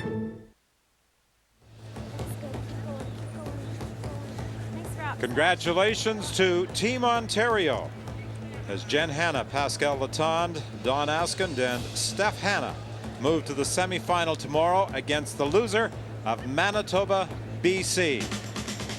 And over on sheet C, 8-6 Manitoba leads, playing the 10th end. Manitoba has shot rock at the top of the 4. The last rock belongs to Kelly Scott of BC. Jill Officer attempting to run a guard. Hard! Hard! Roll it, Kath. Roll it. Okay. BC has last rock down 2. They're setting up their end. They need 1 miss and 8 makes to get their deuce and put this game into an extra end. And there's 1 miss from Jill Officer. The nose on the corner. Actually, with the double corner guard now, 3's in play. That was a mistake, uncharacteristic mistake from Jill Officer.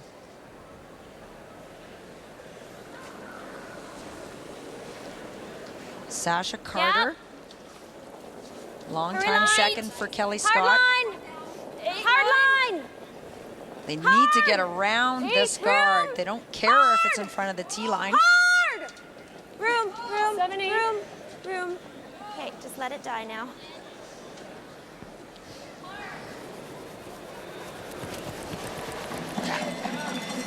To the back of the 12. That's out the other side of that guard. It's exposed, and now Jennifer Jones needs to make a decision. She can't get rid of both of those guards. Just because there's 2 guards out there, I'd be tempted to hit the one in the rings. She's got to deal with this.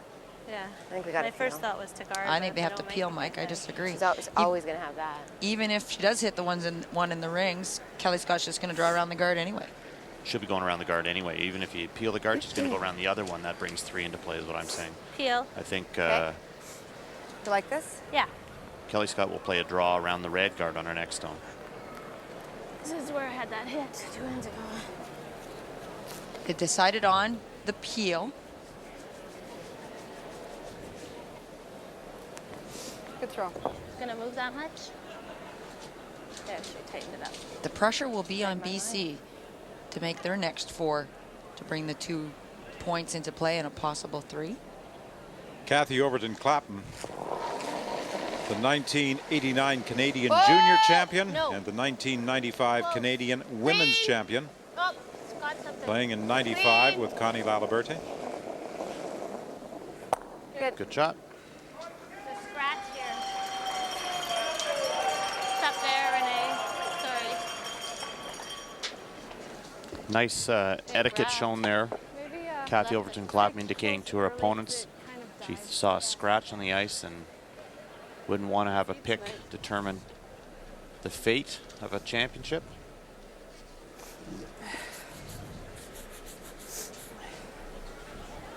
And definitely picks were falling around this Manitoba team for a couple of draws in the round robin. They lost a few stones to debris. Yeah, gotta go. Yep. Hurry line. Switch. Hurry line. Hurry! They have to work on this attempted draw by Michelle Allen. Can she get past the guard? Just a little rub.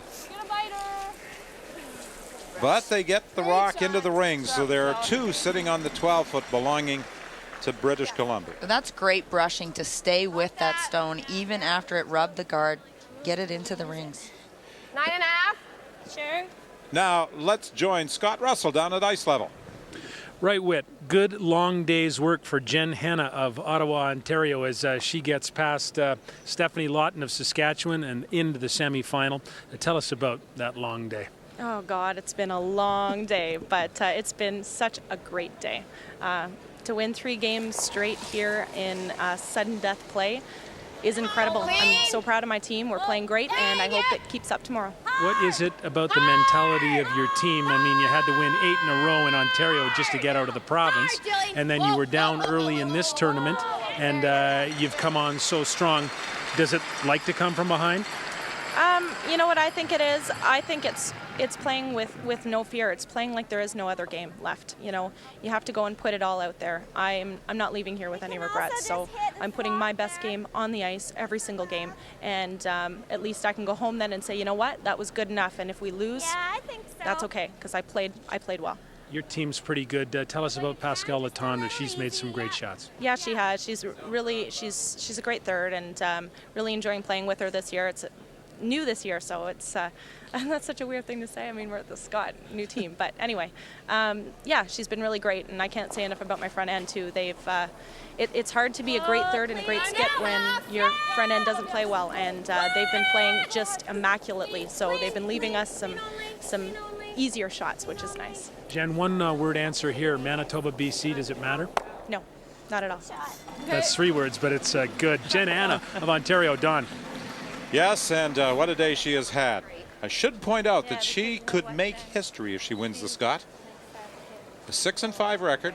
No team with 5 losses has ever won the Scott. Well, I like trying to play the double, but I'm just saying, like, we just got to make sure we stick. As a matter of fact, the last time a 6-5 team made the playoffs, Kathy Cunningham of Newfoundland advanced to the final against Colleen Jones 2 years ago. And Kathy had a great chance to win that final. I mean, there was a missed opportunity too, unfortunately. But you know, the way she's playing, she certainly doesn't look like they deserve to be 6-5. But they struggled early in the week, and again, they came up big against Colleen Jones in the opening draw. But you know, it's as Joan mentioned time and time again, a first-time team at the Scott Tournament of Hearts. There's a lot of distractions, and they seem to fight back towards the end of the week, got maybe a little more comfortable with what was going on and those distractions. And as I said, the skipper's been on fire, so it's been good for them. These aren't the numbers we usually associate with the play of Jennifer Jones, 69% through 9 ends. She has a chance here, though, to make a double, get herself out of a little bit of trouble here in the 10th end. She opened the game with a big double. Running back, Team BC Stone onto the shot rock to get 2. Sit. It's a great shot. No double opportunity there for British Columbia. Making that stone at the back, 12, but it's going to be tough to make that one count. It's fine. Threw it nice. Would have been nice to get the double, but it's okay. call it time. Kelly Scott calling a timeout. She needs to make some decisions. She needs to make whether she wants to make a play on that rock in the 4-foot and try to roll behind the corner, or try to draw there herself with her first stone. Well, I said I think she needs to get into the mentality that 2 is the number now, not 3. So what's the best way to do that? If we play hit and roll off the top one, like we can make the roll. I think if we throw closer to normal weight at it, we can't throw the light weight. Yeah. So if we can hit and roll half buried or something like that, she's got to make a play on it. Yeah, she might roll out, at least you roll over the side of the rings with the other shot of a double. Okay. And you never know. Something might over curl on her and stretch the bar and get a hit for 3. So I think. So even if we get the perfect roll and lose the back, that might still be okay. That's better than getting 1 buried is the key. Mm-hmm. The other option, that's right. The double's not there for across the double. So I think we got to just play the hit and roll off the center one. Just whatever weight you can pass it by. Yeah. Just right. Okay, thanks, Jerry. There was kind of 9.5. Sounds good. I think this was a wise decision. They are going to play the hit and roll into here. They do want to be buried behind that corner guard. And they just talked about it's okay if they lose that yellow stone in the back. If we jam this hit, if they get the roll, then the deuce is still alive. And Jerry, I thought he had great advice too. He said throw with a weight that if you only roll half buried, you will miss the one at the back, and Jennifer Jones may hit and roll over for to leave you a double on your next stone. And it's hard to make one or the other, but by throwing the right weight for the shot, even if you don't make the one you're calling, you have a plan B. 9-8. Close. Sweet. Whoa, whoa, whoa, whoa. Whoa. Close. Whoa. He's trying to curl. Whoa. Whoa. Hard, Sash. Hard. Hard, hard, hard. Okay. Didn't quite move enough for her. Still Boy, it just wasn't going to go. just about completely open here for Jennifer Jones. So Jennifer just needs to stick in the rings and not roll over to her other stone to leave a double. She needs to get a nose here. She does not want to roll over to her other red stone and create a double opportunity for Kelly Scott to stick to get her 2 points and send the game into an extra end. You see it's wide open though. But she has to stick. She does need to stay, yes.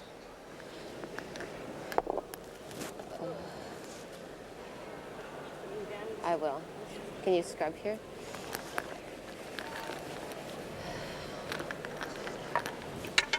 Go through a routine again. Just restart. Checking the running surface of the stone for this all-important final rock of the 10th end for Jennifer Jones. A nose hit here, and it will be almost impossible for Kelly Scott to get her 2 points. She needs to force an extra end. I anticipate this stone rolling a little bit, though. The nose hit, you have to pass by that guard very tightly. Just clean. Easy clean. No. Clean. No, off! There's a roll coming here. It's got a lot of weight. How big a roll? Hey, Jen. Oh, she's going to roll right out of the ring, so a deuce is now possible.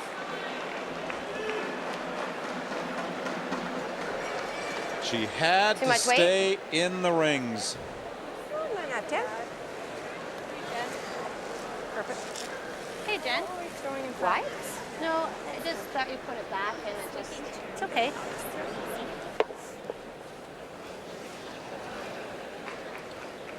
So Kelly Scott gets an opportunity with the final stone of end number 10. And the crowd provides encouragement as she gets set to try and hit and stick on the red rock belonging to Manitoba. Yeah. I'm thinking just easy weight, like even 10 something. Probably what I just had. That was a little bit softer, hey? Yeah.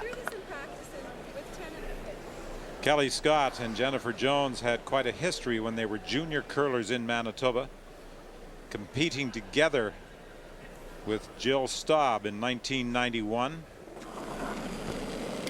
each winning a provincial title in Manitoba. Whoa, it's got a curl. Clean it. Clean.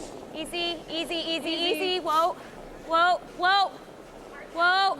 She has to hit and stay.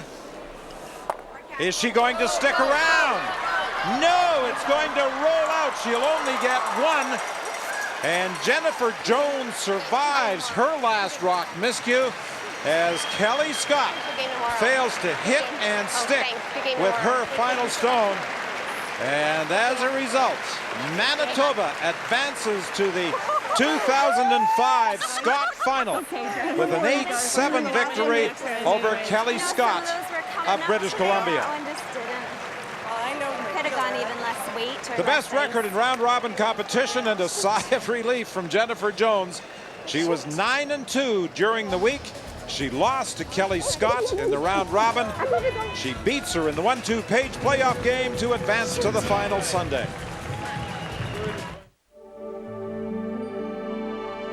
We came here for the rivers and mountains. Penny's our gardener. She's bloomin' smart.